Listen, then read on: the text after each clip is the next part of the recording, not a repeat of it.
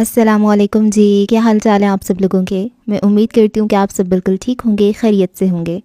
Novel मासील bye नूर राजपूत की ये 40th episode है। 30th है कि 40th है, रुके मैं देख लूँ ज़रा। एपिसोड 40th, हाँ जी, तो ये 40th एपिसोड है। बग़ैर वक्त ज़ाया किए करते हैं 40th एपिसोड का आगाज़। और बताओ फिर कैसा था मेरा मुक्का जो मैंने उस दिन उसे मारा था। आखिर कोई एक बॉक्सर का हाथ है। उसने हाथ का मुक्का बनाया और शरारत से पूछने लगा, पर उसकी आंखें अभी भी उदास थीं। क्या उस दिन तुमने कुछ नोटिस किया था? कुछ पल की खामोशी छाई। मैं भी कितना पागल हूँ, क्या पूछ रहा हूँ। तुम भला कैसे नोट करोगी? वो खुद ही सवाल जवाब कर रहा था। जिंदगी में बहुत बार मैंने हाथ को मारा है, बिला वजह, जानबूझकर, गुस्से में और उसे टॉर्चर करने के लिए। उसने कभी मुकाबला नहीं किया, करना ही नहीं चाहा। उसके सामने ये बहुत ही फजूल सा काम था और पहली बार वो मेरे मुकाबिल आया था। जाने वो क्या कहना चाह रहा था। उसका जहन आज भी उस तूफ़ानी रात में अटका था। मैं पहली बार हैरान हुआ। वो मुझसे अच्छा फाइटर है ये मैं अगले पल में ही जान गया, पर उसने इस बार मार खाई तो वजह तुम थी। वो सर झुकाकर हंस दिया। उसकी नज़रें तुम पर थीं। वो हैरान था। मैंने हाथ जबील को ज़िंदगी में पहली बार हैरान देखा था। वो मज़ीद कुछ बोलता इससे पहले ही उसका फ़ोन बज उठा। उसने फ़ोन को देखा। ओकी माँ ने मुझे जाना होगा, फिर मिलते हैं, टेक केयर। हाथ बढ़ाकर उसने कैमरा बंद कर दिया। You are mine 156। रात का पिछला पहर। प्राइवेट क्लब कान के पर्दे फाड़ देने वाले म्यूज़िक से गरज रहा था। अजीबो गरीब लिबास पहने औरतें और मर्द एक ऐसे नशे में डूबे थे जो चीख चीख कर कह रहा था कि ज़िंदगी बस यही सब कुछ है, इसके अलावा कुछ नहीं। रंग बिरंगी रोशनियों और बेहंगम उछलते कूदते जिस्मों के दरमियान बैठा वो शख्स शीशे की मेज़ पर झुका सफ़ेद पाउडर नाक के ज़रिए अपने अंदर उतारने की कोशिश कर रहा था। लड़कियां उसके इर्द गिर्द मंडला रही थीं, पर उसका सारा ध्यान उस सफ़ेद जहर पर था जिससे वो अपना खोया हुआ सुकून वापस पाना चाहता था। उससे क्या मालूम था कि सुकून खो जाए तो वापस कब मिलता है। मैं चाहता हूँ तुम मुझसे ऐसी मोहब्बत करो, अगर मैं बिस्तर मर्ग पर तुमसे ड्रग्स मांगूँ तो तुम मेरी तकलीफ़, मेरी तड़प ना देख पाओ और ड्रग्स ले आओ। उसके अपने अल्फाज उसकी समाज से टकराए और उसके वजूद में बेचैनी मज़ीद बढ़ गई। कौन करता है किसी से ऐसी मोहब्बत? कोई भी नहीं। और जो कर ले हमें उसकी मोहब्बत चाहिए ही नहीं होती। इंसानी अलमिया है, हमें मनपसंद मोहब्बत भी मनपसंद शख्स से ही चाहिए होती है। वो मनपसंद शख्स जिसको खुद उसने अपनी ज़िंदगी से निकाला था। प्राइवेट क्लब में शोर बढ़ता जा रहा था और कई लम्हे खुद से जंग लड़ने के बाद वो उसी मेज़ पर बेसूद हो गया। वो लाखों की भीड़ में अकेला खड़ा था, बालों को छोटी सी पोनी में कैद किए, हाथ में माइक थामे, स्पॉटलाइट्स रोशनियों में सबकी तवज्जो का मरकज़। Late at night I could here the crying, I here it all, trying to fall asleep when all the love around you is dying. उसके होंठ के किनारे पर छोटा सा मोती चमक रहा था। उसने छेद करवा कर पहना था। उसके टैटू से भरे हाथ और बाजू सुनने वालों को अपनी जानिब खींच रहे थे।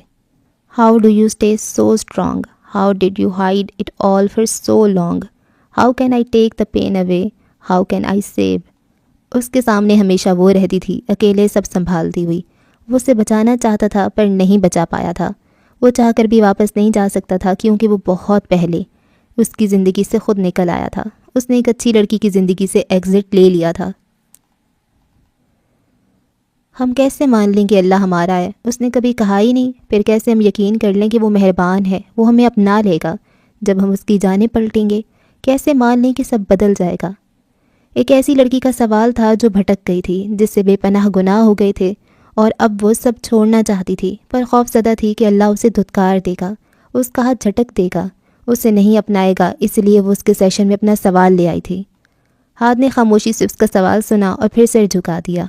अक्सर वो सिर झुकाकर नज़रें अपने जूतों पर गाड़ देता था। पता नहीं वो क्या सोचता था, क्या खोजता था।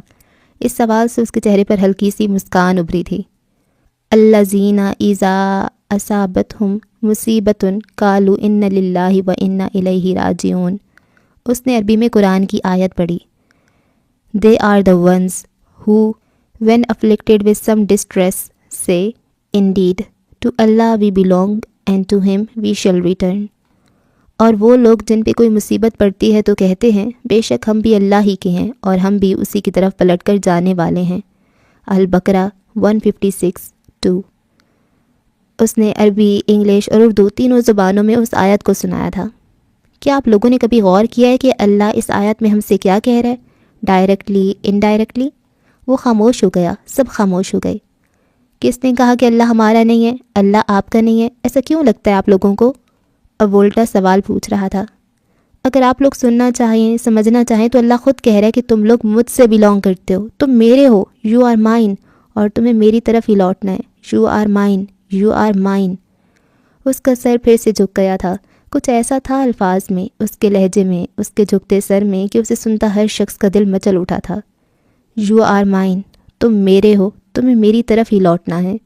اس کا سر تب ہی جھکتا تھا جب آئی ایم دا گریٹسٹ یعنی اللہ تعالیٰ کی بڑائی پر بات آتی تھی، اور یہ بہت سارے لوگوں نے محسوس کیا تھا۔ سیشن ختم ہو چکا تھا، رات کا پچھلا پہر تھا۔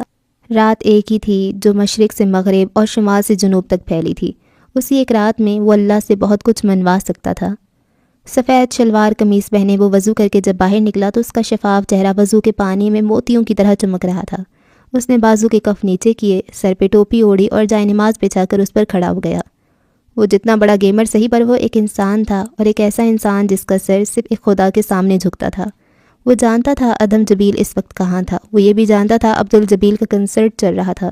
وہ چاہتا تو کلب میں آگ لگوا سکتا تھا، وہ چاہتا تو کنسرٹ رکوا سکتا تھا، پر اس سے پہلے وہ اللہ سے کچھ گفتگو کرنے آیا تھا، بہت ضروری گفتگو تھی۔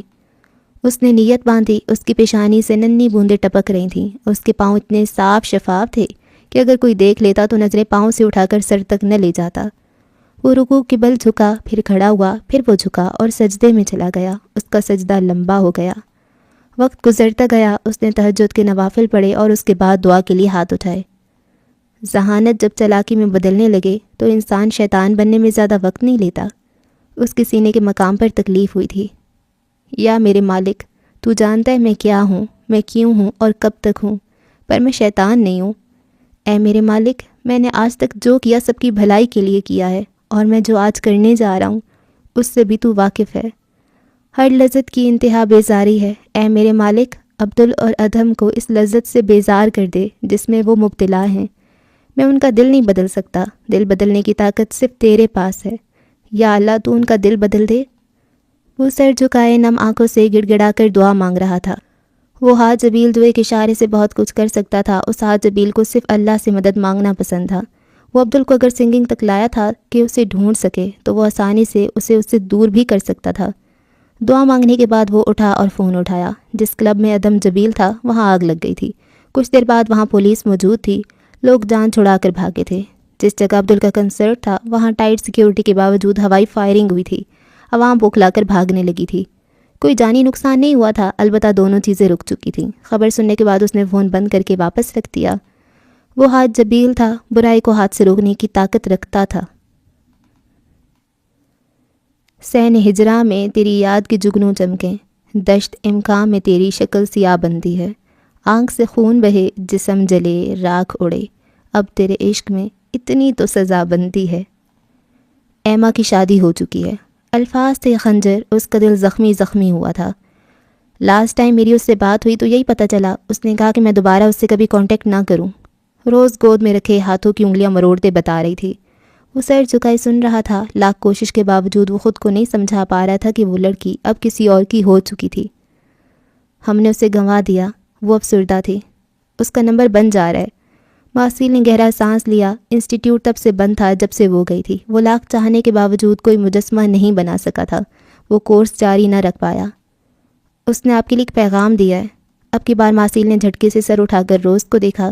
اس ستمگر کی طرف سے کوئی تو پیغام آیا، اسے کچھ تو یاد تھا۔ وہ اس کی آنکھیں بے تابی سے روز کے چہرے کو جانچ رہی تھیں، جیسے سب کچھ وہاں لکھا ہو۔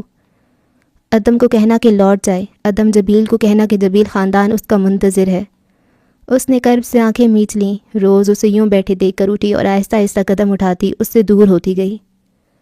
آنکھ سے خون بہے جسم جلے راکھ اڑے، اب تیرے عشق میں اتنی تو سزا بنتی ہے۔ ہاں وہ جل رہا تھا، اور یہ آگ اس کی خود کی لگائی ہوئی تھی۔ یہ صرف عشق کی نہیں، عشق میں بے وفائی کی سزا تھی۔ اسے ابھی مزید جلنا تھا۔ اسی وقت ٹی وی پر ایک عجیب سی خبر گردش کر رہی تھی جو سعد کے لیے کافی پریشان کن تھی۔ اس نے ہاتھ کا نمبر ملایا، کچھ دیر بعد فون اٹھا لیا گیا۔ بولو سعد، مصروف سی آواز ابھری تھی۔ ہاتھ بھائی نیوز دیکھیں۔ اس نے چینل کا نام بتایا اور فون بند کر دیا۔ کچھ دیر بعد ہاتھ نے ٹی وی آن کیا۔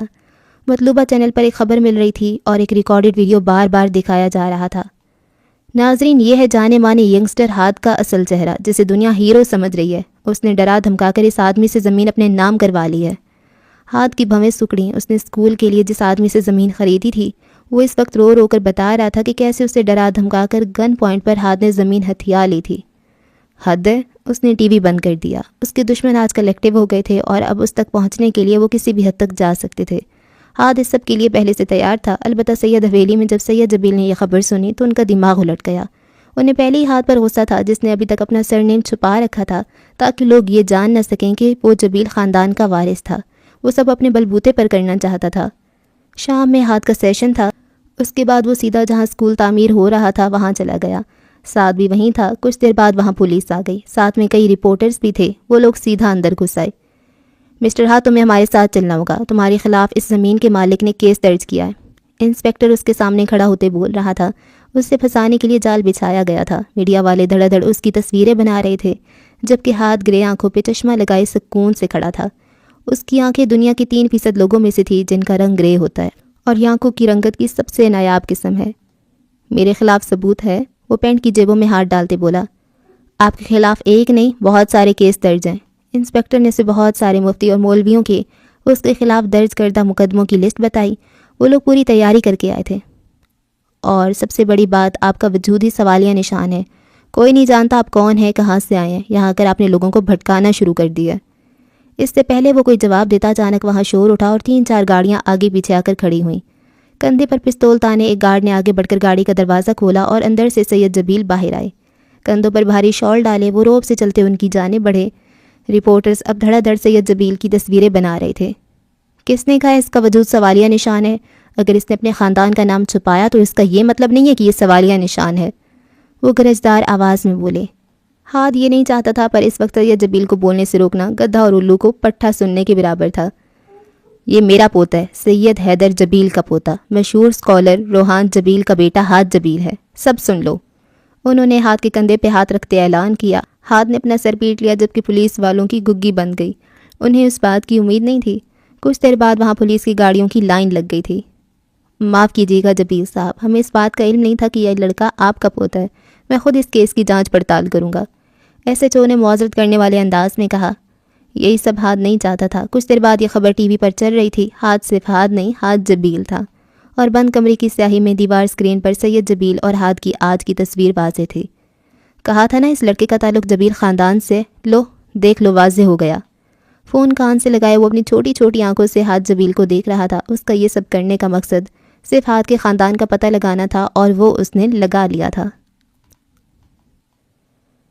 کچھ دیر بعد وہ سید جبیل کے ساتھ گاڑی میں بیٹھا تھا۔ گاڑی میں گہری خاموشی چھائی تھی۔ ہاتھ کو سید جبیل سے اس شدید رد عمل کی توقع نہیں تھی۔ بابا، آپ ملتان سے یہاں آئے صرف یہ بتانے کے لیے کہ میں آپ کا پوتا ہوں، تو تمہیں چھپانے کی ضرورت کیا تھی برخوردار؟ سید جبیل بھڑک اٹھے۔ اب ہاتھ انہیں کیا بتاتا کہ وہ کس گیم کا حصہ تھا، اس کے آس پاس کیا چل رہا تھا۔ میں سنبھال لیتا نا، وہ بھی سنجیدہ ہوا۔ مجھے جو ٹھیک لگا میں نے وہی کیا، اور اب تم کچھ نہیں بولو گے، میں خود دیکھ لوں گا سب۔ ان کا انداز حکمرانہ تھا۔ ہاتھ نے گہرا سانس لیتے دوسری جانب چہرہ موڑ لیا۔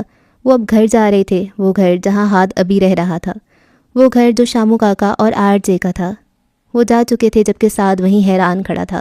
اس کا دل کہیں نہ کہیں یہ کہتا تھا کہ ہاتھ کا جبیل خاندان سے ضرور کوئی رشتہ تھا، پر ہاتھ نے جس طریقے سے اس راز کو راز رکھا وہ ستائش بخش تھا۔ اسے خوشگوار حیرانی ہو رہی تھی۔ ہاتھ بھائی صرف ہاتھ نہیں بلکہ ہاتھ جبیل ہے، روحان جبیل کا بیٹا۔ وہ اپنے کام میں مصروف ہو گیا تھا۔ ایک الگ سی انرجی رگو پہ میں دوڑ گئی تھی۔ کچھ دیر بعد پوری میڈیا پر ایک ہی خبر گردش کر رہی تھی۔ ہاتھ کا تعلق جبیل خاندان سے ہے، وہ ہاتھ جبیل ہے۔ وہ شخص جس پر چند کنالوں کی زمین ہڑپنے کا الزام لگایا جا رہا تھا، وہ خود مربعوں اور کروڑوں کا مالک تھا۔ 1 سال بعد اسلام آباد۔ بہت کچھ بدل گیا تھا، بہت کچھ نہیں بلکہ سب کچھ بدل گیا تھا۔ جو نہیں بدلا تھا وہ اس کا کمرہ تھا، گرے رنگ کا وہ خالی کمرہ جس کے اندر صرف ایک بیڈ تھا اور وہ نیچے زمین پر بیٹھی تھی، گھٹنوں میں سر دبائے۔ تم ایمان نہیں، بے ایمان ہو۔ ماضی کے جملے جو کسی تلوار سے کم نہیں تھے آج بھی اسے ٹارچر کرتے تھے۔ اس نے اپنا سر مزید گھٹنوں میں چھپا لیا۔ نہیں، میں بے ایمان نہیں ہوں، میں نے کچھ نہیں کیا، میں نے بے ایمانی نہیں کی۔ وہ مدھم آواز میں خود سے سرگوشیاں کر رہی تھی. وہ اس آواز کو جواب دے رہی تھی جو اس کی سماعت سے بار بار ٹکرا رہی تھی. آج سے ہمارا تمہارا ہر رشتہ ختم. مر گئی ہو تم ہمارے لیے. کسی نے اسے زور سے دھکا دیا. نہیں، میں بے ایمان نہیں ہوں. جب وہ آواز آنا بند نہ ہوئی تو وہ زور زور سے چلانے لگی. نہیں، بس کرو امی. وہ گھٹنوں سے سر اٹھا کر پوری قوت سے چلائی. گلاس ونڈو کے باہر کھڑا ہاتھ جبیل سانس رو کے یہ منظر دیکھ رہا تھا. ہمیں نفسیاتی بنانے میں، ہمیں پاگل کرنے میں سب سے بڑا ہاتھ ہمارے اپنوں کا ہوتا ہے. وہ پچھلے 1 ماہ سے یہاں تھا، وہ کہیں اور جا ہی نہیں سکتا تھا. پر اس لڑکی کی حالت اگر ذرا سی سنبھلتی تو اچانک بگڑ جاتی تھی. مجھے اندر جانا ہے، اس نے اپنے ساتھ کھڑے ڈاکٹر سے کہا. مجھے نہیں لگتا یہ اچھا خیال ہے، وہ تمہیں دیکھ کر منہ موڑ لیتی ہے، ڈاکٹر نے جواب دیا. مجھے پھر بھی جانا ہے، وہ اسپاٹ چہرہ لیے کہہ رہا تھا. پیشنٹ جس بھول بھلیا میں قید ہے، ہم ابھی تک اس کا دروازہ نہیں ڈھونڈ پائے ہیں. تو کب ڈھونڈیں گے آپ؟ میں آپ کو لندن سے یہاں اس لیے نہیں لایا کہ بیٹھ کر انتظار کروں. وہ دبی دبی آواز میں چلایا. ڈاکٹر ڈینیل نے اسے پہلی بار غصے میں دیکھا تھا. وہ اپنے جذبات چھپانے میں ماہر تھا. انتظار تو کرنا پڑے گا. اس نے ہاتھ کے کندھے پر ہاتھ رکھا اور ہاتھ نے ضبط سے آنکھیں میچی. اوپن دا ڈور، اس نے جیسے حکم دیا. اگلے ہی پل دروازہ کھول دیا گیا. وہ آہستہ آہستہ قدم اٹھاتا دروازے سے اندر داخل ہوا. سامنے بیٹھی لڑکی اب ہچکیوں سے رو رہی تھی. اس کا وجود ہولے ہولے کانپ رہا تھا. وہ شکستہ قدموں سے چلتا اس کے قریب فرش پر ہی بیٹھ گیا. اس کا شدت سے دل چاہا تھا کہ وہ اسے سینے سے لگائے، لیکن وہ گم سم بیٹھا اسے دیکھتا رہا. وہ رو رہی تھی. ڈاکٹر نے کہا تھا اسے رونے دو، اس سے اس کے دماغ پر پڑی دھند ہٹے گی تو شاید کچھ بہتری آئے. تھوڑی دیر بعد لڑکی نے گھٹنوں سے سر اٹھایا تو اپنے قریب بیٹھے شخص کو دیکھ کر ساکت رہ گئی. اس کے سامنے گرے چمکتی آنکھوں والا خوبصورت شخص بیٹھا تھا. وہ کئی لمحے اسے حیرت سے دیکھتی رہی. پھر اس نے فوراً کروٹ بدل لی، رخ موڑ لیا. وہ اب اسے نہیں دیکھ رہی تھی بلکہ مزید پیچھے کھسک گئی. اس کی یہ حرکت دیکھ کر ہاتھ نے اپنی جیب سے کچھ نکالا. اس کے ہاتھ میں اب چند لفافے تھے. یہ وہ خط تھے جو وہ وقفے وقفے سے اسے لکھتی رہی تھی. میں نے یہ سارے پڑھ لیے ہیں، سب، ایک ایک لفظ. لڑکی ویسے ہی بیٹھی رہی. اب ان لفافوں کو وہ ترتیب سے زمین پر رکھ رہا تھا. وہ ٹوٹل 7 لفافے تھے. وہ خط جو اس نے ہاتھ کے نام لکھے تھے پر کبھی پوسٹ نہیں کیے. کاش تم نے یہ سب مجھے پوسٹ کر دیے ہوتے. وہ اب انہیں لائن میں ترتیب سے رکھے ان پر انگلی پھیر رہا تھا، دائیں سے بائیں تو بائیں سے دائیں. پتہ ہے مجھے بھی تم سے بہت کچھ کہنا ہے، وہ سب جو میرے اندر ہے. لڑکی کے وجود میں جنبش نہ ہوئی. وہ جیسے اسے دیکھنا ہی نہیں چاہتی تھی. لیکن تم یوں موڑے بیٹھی رہو گی تو میں کیسے کہہ پاؤں گا؟ وہ جواب نہیں دے رہی تھی پر وہ بولتا رہا. کیا تمہیں پتہ ہے میری آنکھ سے کبھی آنسو نہیں نکلا، آج تک نہیں. وہ پھیکا سا ہنس دیا. پر تمہیں یہاں دیکھتا ہوں تو دل کٹتا ہے. میں بہت سارا رونا چاہتا ہوں پر رویا نہیں جاتا. وہ سر جھکائے مجرموں کی طرح بیٹھا تھا. کئی لمحے خاموشی سے گزر گئے. لڑکی نے کوئی شور نہیں کیا، نہ وہ دوبارہ روئی تھی بلکہ یوں بیٹھی تھی جیسے پتھر کی مورت ہو. میں کچھ کہنا چاہتا ہوں اور جانتا ہوں جب تم ٹھیک ہو کر باہر نکلو گی تو تمہیں کچھ بھی یاد نہیں رہے گا. میں کہنا چاہتا ہوں کہ... وہ چپ ہو گیا. الفاظ جیسے دم توڑ گئے. پہلی بار وہ کسی سے اپنے دل کی بات کہنے آیا تھا. دل کی بات، وہ بھی پاگل خانے میں. میں کہنا چاہتا ہوں کہ میں ہاتھ جبیل تمہارا انتظار کر رہا ہوں. کتنا مشکل تھا یہ سب اس کے لیے. اس کا چہرہ سرخ پڑ چکا تھا جبکہ وہ یوں ہی بیٹھی رہی. اس نے ہاتھ کی جانب رخ نہیں کیا. میں تمہیں ان سب خطوں کا جواب لکھوں گا، تم پڑھو گی نا؟ اس نے چہرہ اٹھا کر لڑکی کی جانب دیکھا پر وہ جو دیوار سے سائڈ ٹیک لگائے بیٹھی تھی اچانک اس کی جانب ڈھہ گئی. اس نے فوراً آگے بڑھ کر اسے تھاما. پہلے تو وہ گھبرا گیا لیکن اگلے ہی پل اسے احساس ہوا کہ وہ سو چکی تھی.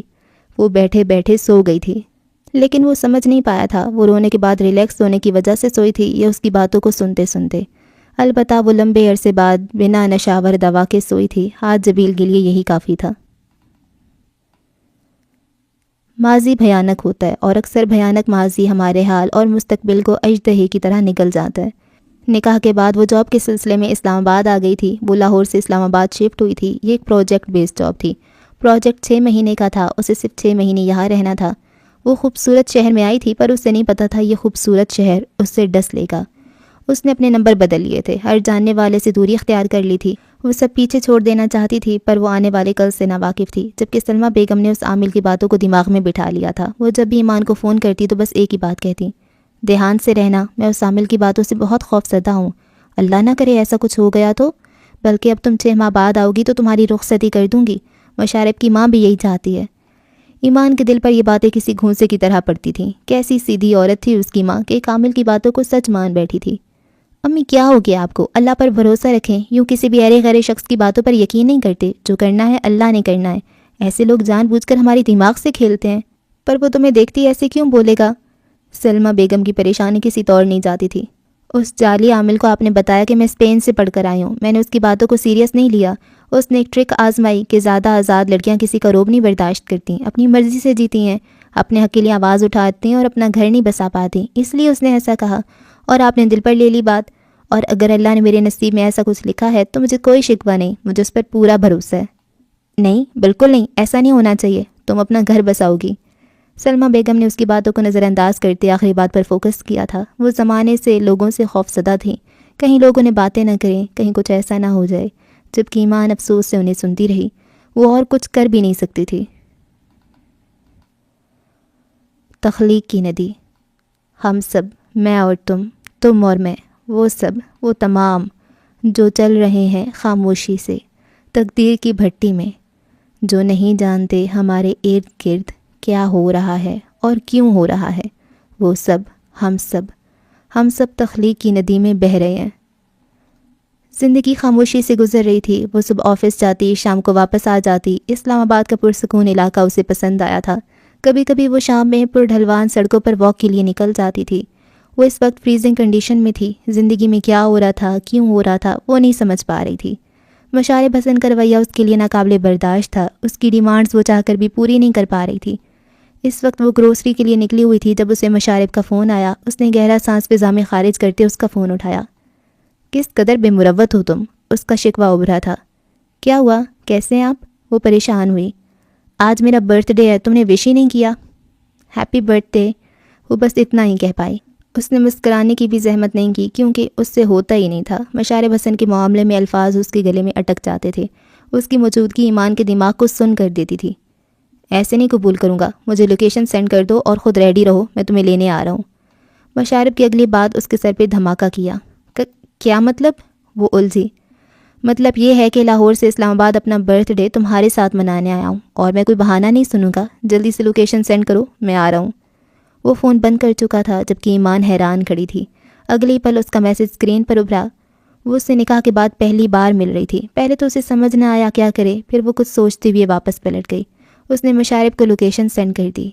اپارٹمنٹ میں واپس آئی اور سوچنے لگی کہ کیا کیا جائے۔ مشارب کا پھر سے میسج آیا تھا، وہ 15-20 منٹ تک پہنچ رہا تھا۔ اس کی کولیگ جس کے ساتھ وہ شیئرنگ پر رہ رہی تھی وہ باہر گئی تھی، چنانچہ اس نے ٹی پنک کلر کا ایک ہلکا سا جوڑا پہنا، اونچی پونی ٹیل کر کے کانوں میں ٹاپس پہنے۔ اس نے آئینے میں اپنا جائزہ لیا، وہ اچھی لگ رہی تھی، پتہ نہیں مشارب کو لگتی یا نہیں۔ وہ ذرا بھی پرجوش نہیں تھی، حالانکہ وہ اس کا شوہر تھا، پر پتہ نہیں کیوں 6 مہینے گزر جانے کے باوجود وہ شخص اس کے دل میں اپنی جگہ نہیں بنا پایا تھا۔ وہ اب اس کا انتظار کر رہی تھی جبکہ دماغ میں 100 طرح کے سوال تھے۔ کچھ دیر بعد وہ آ گیا تھا۔ ایمان نے اپنا بیگ اٹھایا اور دروازہ لاک کرتے ہوئے باہر نکل آئی۔ باہر ایک چمکتی ہوئی گاڑی کھڑی تھی۔ اس نے آگے ہو کر تھوڑا جھک کر دیکھا تو مشارب بھی تھا، وہ ڈرائیونگ سیٹ پر بیٹھا تھا۔ وہ اس کے لیے باہر نکل کر نہیں آیا تھا، اس نے ایمان کے لیے گاڑی کا دروازہ بھی نہیں کھولا تھا۔ وہ اس کی منکوہا تھی، اس کا اتنا تو حق بنتا تھا۔ گاڑی کا دروازہ کھولتے وقت ایمان کو اپنا حلق خشک ہوتا محسوس ہوا تھا، جانے کیوں اس کا دل گھبرا رہا تھا۔ وہ سلام کرتے گاڑی میں بیٹھ گئی۔ شکر ہے تمہارا چہرہ بھی نظر آیا۔ وہ نک سک سا تیار بیٹھا تھا۔ اس نے ایمان کو نہیں بتایا تھا کہ وہ پاکستان آیا ہوا تھا یا اس سے ملنے اسلام آباد آ رہا تھا۔ اس نے سرپرائز دیا تھا یا شاید وہ ایمان کو چیک کرنا چاہ رہا تھا۔ اس کی بات سن کر وہ ہلکا سا مسکرائی۔ ویسے حیرانی والی بات ہے تم آدھے گھنٹے میں تیار ہو گئی ہو، اس نے عجیب لہجے میں تبصرہ کیا جسے ایمان نے نہ سمجھتے ہوئے نظر انداز کر دیا۔ سوری، مجھے آپ کا برتھ ڈے یاد نہیں رہا، اس لیے میں کوئی گفٹ بھی نہیں لے سکی۔ وہ شرمندہ تھی اور خود کو ریلیکس کرنے کی کوشش کر رہی تھی۔ آخر ساتھ بیٹھا شخص اس کا محرم تھا۔ گفٹ تو میں خود ہی لے لوں گا۔ اس نے ایمان کا ہاتھ تھام لیا۔ ایمان نے گھبرا کر اسے اور پھر اپنے ہاتھ کو دیکھا۔ وہ اسے ہی دیکھ رہا تھا۔ ایمان کے چہرے پر اسے صرف ناپسندیدگی نظر آئی تھی۔ اگلی پل ایمان نے اپنا ہاتھ اس سے چھڑا لیا۔ جی ضرور، وہ زبردستی مسکرائی۔ مشارب کو اس کی اس حرکت پہ شدید غصہ آیا جسے وہ ضبط کر گیا۔ پھر اس نے گاڑی سٹارٹ کی اور اب وہ جانے کس طرف جا رہے تھے۔ ایمان کا دل اب ڈرنے لگا تھا، نہ جانے کیوں اسے اب محفوظ محسوس نہیں ہو رہا تھا، حالانکہ ان کا رشتہ ایسا تھا کہ اسے سب سے زیادہ تحفظ کا احساس اس کے ساتھ ہونا چاہیے تھا۔ وہ اب گود میں رکھے اپنے ہاتھوں کو مضبوطی سے آپس میں گاڑے بیٹھی تھی۔ اس کا ذہن اچانک ماضی میں بھٹکنے لگا۔ معزیل، اسے اچانک وہ پل یاد آیا، کتنی شدت سے وہ اس کے ہاتھوں کو تکتا تھا کہ ایمان کو اپنے ہاتھ چھپانے پڑ جاتے تھے۔ اتنے بھی خوبصورت نہیں ہے کہ تم انہیں یوں چھڑا لو، مشارب نے چوٹ کی، وہ چونکی اور پھر مسکرا دی۔ پھر اس نے چہرے کا رخ موڑ لیا۔ اب وہ گاڑی سے باہر بھاگتے مناظر دیکھ رہی تھی۔ موسم خوشگوار تھا۔ کتنی دیر وہ یوں ہی بیٹھی رہی، ان کے درمیان خاموشی تھی۔ آخر تمہارا مسئلہ کیا ہے؟ اچانک اس نے گاڑی جھٹکے سے روک دی۔ وہ غصے سے بولا۔ ایمان نے جھٹکے سے اسے دیکھا۔ میں تمہیں پاگل لگتا ہوں جو اتنی دور سے خوار ہونے آیا ہوں؟ تمہارا رویہ ناقابل برداشت ہے۔ اس نے اسٹیئرنگ پہ زور سے ہاتھ مارا۔ وہ ایمان پر چلایا تھا اور ایمان ایک پل کے لیے سہم گئی تھی۔ وہ کیسے اس پر چلا سکتا تھا، اور کیوں؟ صرف اس لیے کہ وہ اس کی ڈیمانڈز نہیں پوری کر پاتی تھی۔ اگر تمہیں مرد ذات سے اتنا ہی مسئلہ ہے تو یہ نکاح کرنا ہی نہیں تھا، یا پھر تمہاری زندگی میں کوئی اور ہے؟ اس نے شک کی نگاہوں سے ایمان کو دیکھا۔ ایسا کچھ نہیں ہے، وہ بس اتنا ہی کہہ پائی۔ دل چیخ چیخ کر کہہ رہا تھا کہ اس نے مشارب کے ساتھ آ کر بڑی غلطی کر دی تھی۔ گاڑی میں گہری خاموشی چھا گئی۔ وہ اپنی آنکھوں میں آئے آنسوؤں کو اندر انڈیل رہی تھی۔ اس کا سر جھکا ہوا تھا۔ مشارب اپنی جگہ پر بیٹھا غصے پر کنٹرول کر رہا تھا۔ وہ جو سوچ کر آیا تھا ویسا کچھ نہیں ہوا تھا۔ اسے لگا تھا ایمان اس کی شخصیت کو دیکھ کر پگھل جائے گی۔ I'm sorry۔ کچھ دیر بعد اس کی آواز ابھری۔ مجھے تم پر غصہ نہیں کرنا چاہیے تھا۔ وہ اب معذرت کر رہا تھا۔ It's okay۔ وہ بس اتنا ہی کہہ پائی۔ مجھے بھوک لگی ہے، کھانا کھانے چلے؟ مشارب نے پوچھا تو ایمان نے مسکرا کر ہاں میں سر ہلا دیا۔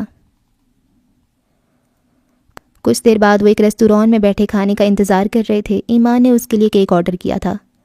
تو تم ویلنسیا سے کیوں لوٹ آئی؟ مشارب اسے دیکھتے ہوئے پوچھ رہا تھا۔ باہر موسم ابر آلود ہو رہا تھا۔ پڑھائی مکمل ہو گئی تھی، پھر اماں بیمار رہنے لگیں تو مجھے واپس آنا پڑا۔ لیکن آنٹی کے پاس تو تم ابھی بھی نہیں ہو، وہ لاہور میں ہے اور تم اسلام آباد میں۔ وہ پتہ نہیں کیا کھوجنا چاہتا تھا۔ میں جب چاہے جا سکتی ہوں، وہ مسکرائی۔ ویسے بھی میرا پروجیکٹ ختم ہونے ہی والا ہے، جلد واپس چلی جاؤں گی۔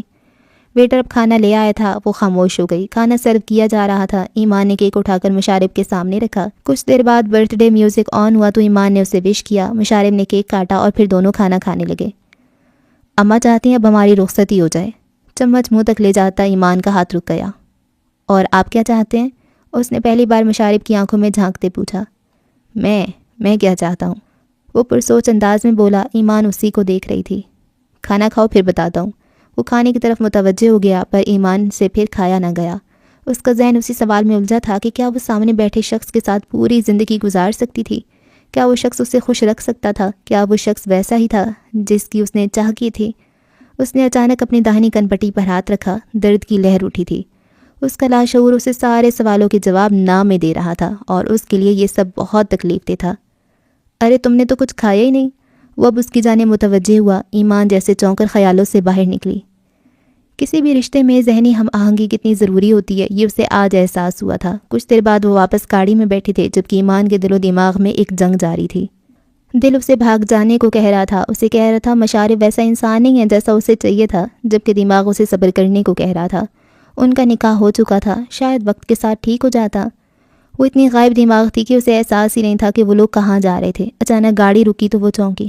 آؤ تمہارے لیے ایک سرپرائز ہے۔ وہ فوراً گاڑی سے نکل گیا۔ ایمان کو بھی اترنا پڑا۔ یہ ایک 5 اسٹار ہوٹل تھا۔ پورا آسمان اب بادلوں سے ڈھک چکا تھا۔ مشارب اندر جا چکا تھا۔ وہ اس کے پیچھے آئی۔ اب وہ کاؤنٹر پہ کھڑا کچھ بات کر رہا تھا۔ وہ دیکھتی رہی اور سمجھنے کی کوشش کرنے لگی آخر وہ لوگ یہاں کیوں تھے۔ کچھ دیر بعد ہاتھ میں ایک چابی تھامے وہ اس کی جانب آیا۔ چلو، اس نے ایمان سے کہا۔ کدھر؟ ہم یہاں کیوں آئے ہیں؟ وہ حیران ہوئی۔ چلو تو بتاتا ہوں۔ اس کی کمر میں ہاتھ ڈال کر وہ اب اسے پکڑے سیڑھیوں کی جانب جا رہا تھا۔ ایمان کا دل تیزی سے دھڑکنے لگا۔ وہ کچھ کہنا چاہتی تھی پر مشارب اس کی سن ہی نہیں رہا تھا۔ وہ فون پر مصروف تھا۔ کچھ دیر بعد وہ ایک کمرے کے سامنے کھڑے تھے۔ وہ فون پر کسی سے بات کر رہا تھا اور ساتھ میں کمرے کا لاک کھول رہا تھا۔ دروازہ کھول کر اس نے ایمان کو اندر جانے کا اشارہ کیا اور خود واپس چلا گیا۔ وہ کمرے کے سامنے کھڑی تھی۔ اسے گھبراہٹ ہو رہی تھی۔ ایسا نہیں تھا کہ وہ کسی نامحرم کے ساتھ تھی، پر اس کا دل اسے بھاگ جانے کو کہہ رہا تھا۔ وہ وہیں کھڑی رہی۔ کچھ دیر بعد وہ واپس آیا تو ایمان وہیں کھڑی تھی۔ ارے تم ابھی تک یہیں کھڑی ہو، چلو اندر جلدی سے۔ مشارب یہ سب کیا ہے؟ وہ غصہ کرنا چاہتی تھی پر آواز کہیں دب کر رہ گئی۔ ارے بتاتا ہوں، چلو تو، اور بے فکر رہو، شوہر ہوں تمہارا۔ وہ اسے اندر لایا۔ کمرہ صاف ستھرا تھا۔ اندر میز پر بیڈ پر اور سائڈ ٹیبل پر سرخ پھول بکھرے ہوئے تھے۔ ایمان کھڑی رہی۔ بیٹھ جاؤ ایمان۔ اس نے کھینچ کر اسے صوفے پر بٹھایا اور خود نیچے بیٹھ گیا اس کے قدموں میں۔ اتنا کیوں ڈرتی ہو؟ تمہارا شوہر ہوں۔ وہ بار بار یہ جملہ دہرا رہا تھا۔ اسے احساس دلا رہا تھا کہ وہ اس کا شوہر تھا جس کی بیوی پر بہت سارے حقوق ہوتے ہیں۔ جانتی ہوں، پر یہ سب کس لیے؟ وہ اب لہجے کی سختی نہیں چھپا پائی تھی۔ میری اماں چاہتی ہیں اب ہماری رخصتی ہو جائے۔ وہ اپنے موقف کی جانب آیا۔ اور آپ کیا چاہتے ہیں؟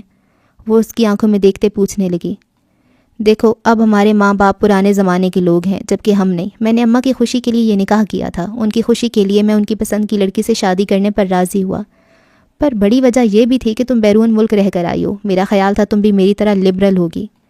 ईमान की भवें सुकड़ी हुई थी, मशारिब भी संजीदा था। तुम मुझे पसंद आ गई हो, लेकिन उसने बात अधूरी छोड़ दी। वो उसकी बात मुकम्मल होने का इंतज़ार करने लगी। वो उसकी जाने मुतवज्जे थी। मशारिब ने गहरा सांस लिया और उठकर साथ सोफे पर बैठ गया। देखो ईमान, मैं किसी ऐसी लड़की के साथ पूरी ज़िंदगी नहीं गुजार सकता अगर मुझे उस बात का आइडिया ही ना हो कि उस लड़की के साथ मेरी इज़्दवाजी ज़िंदगी कैसी होगी, जिसके साथ मैंने कुछ एक्सपीरियंस ही ना किया हो। ईमान को लगा किसी ने उसे खींचकर तपते सहरा में छोड़ दिया हो। उसने ईमान का हाथ थामना चाहा। पहले बात क्लियर करें, एक्सपीरियंस ना किया हो मतलब? अगर हम दोनों लिबरल होते तो हमें ये शादी वादी की ज़रूरत ना पड़ती, पर तुम मजहबी हो तो तुम्हारे लिए निकाह काफ़ी होना चाहिए। कैसी बहकी बहकी बातें कर रहा था वो? कौन था वो? ईमान फीके चेहरे के साथ उसे देखे गई। ऐसा तो कभी नहीं सोचा था उसने। निकाह काफ़ी होना चाहिए, पर किस लिए? वो साफ साफ सुनना चाहती थी। ये तजुर्बा करने के लिए कि हम दोनों फिज़िकली कितना एक दूसरे से मुतमईन होते हैं। अजीब आदमी था। ईमान का दिल किया कहका लगाए, ज़ोर ज़ोर से हंसे और फिर ज़ोर ज़ोर से रोए। वो तो कभी मासील को नहीं अपना पाई थी इसी लिबरल सोच की वजह से, और उसका शौहर कैसी डिमांड्स कर रहा था उससे, क्या वो हंसती भी ना? और अगर आपको मुतमईन ना कर पाई तो? वो उस पार चेहरा लिए सवाल कर रही थी। अंदर उमड़ते तूफान को उसने अंदर ही रहने दिया था। बाहर शाम के साए गहरे हो रहे थे। कुछ बादलों की वजह से सूरज जल्दी छुप गया था। तो हम अलग हो जाएंगे, नॉट अ बिग डील। उसने कंधे उचकाए, यूं जैसे सब इतना आसान हो। ईमान का सर झुक गया। वो अब अपने दाहिने हाथ के नाखूनों से बाहिने हाथ की पुश्त को खुरच रही थी। आज के दौर में ये सब बहुत ज़रूरी है। देखो, अगर तुमने मुझे खुश किया तो उसके बाद हम कुछ टेस्ट करवाएंगे ताकि हमें पता चले कि हम फर्टिलिटी के हिसाब से किस कदर फिट हैं, और फिर रुखसती कर लेंगे। और इस बार वो हंसती, चेहरा झुकाए वो हंसती रही। मशारिब को उस रद्द-ए-अमल की तवक्को नहीं थी। फिर उसने चेहरा उठाया और गर्दन घुमाकर कुछ फासले पर बैठे मशारिब को देखा, यूं जैसे वो पागल हो या अपना जहनी तवाज़ुन खो चुका हो। मुझे देर हो रही है, मुझे जाना है। वो उठ खड़ी हुई। कहाँ जाना है तुम्हें? उसने ईमान का बाजू पकड़ा। Don't touch me. ईमान ने झटके से अपना बाजू छुड़ाया। उसके अंदर एक अलाव दहक रहा था जिसकी तपिश से अब उसका चेहरा सुर्ख होने लगा था। वो अपने अंदर उमड़ते गुस्से की तूफान को बड़ी मुश्किल से जब्त कर रही थी। हक है मेरा तुम पर, छू सकता हूँ तुम्हें। वो भी भड़का। ये सब बातें आपको निकाह से पहले करनी चाहिए थी, तब आपको ये सब क्यों याद नहीं आया? उसने सुर्ख फूलों से सजे बेड को देखते नखुवत से कहा। अब कर रहा हूँ ना, मेरे लिए ये सब ज़रूरी है। माफ़ कीजिएगा मशारिब साहब, बदकिस्मती से आपकी माँ ने गलत लड़की चुन ली है आपके लिए। वो मज़हका खेज़ अंदाज में कहती दरवाजे की जाने बढ़ी। तुम ऐसे नहीं जा सकती, शौहर हूँ मैं तुम्हारा, हमारे लिए ये सब गुनाह नहीं है। वो दबे दबे लहजे में चिल्लाया, पर वो न रुकी। अगर तुमने दरवाजे से कदम बाहर निकाला तो मैं तुम्हें तलाक दे दूंगा। ईमान को लगा किसी ने उसके सर पे बम फोड़ा हो। दरवाजे का हैंडल घुमाता उसका हाथ साकत हुआ। कितना कमज़र्फ इंसान था वो, आज उसे पता चला था। वो वहीं खड़ी रही किसी बुत की तरह। आखिर मुझे मशारिब से मोहब्बत क्यों नहीं होती है? वो अक्सर सोचती थी। वो उसका शौहर था, पर वो कभी उसकी जानिब कशिश महसूस नहीं कर पाई थी।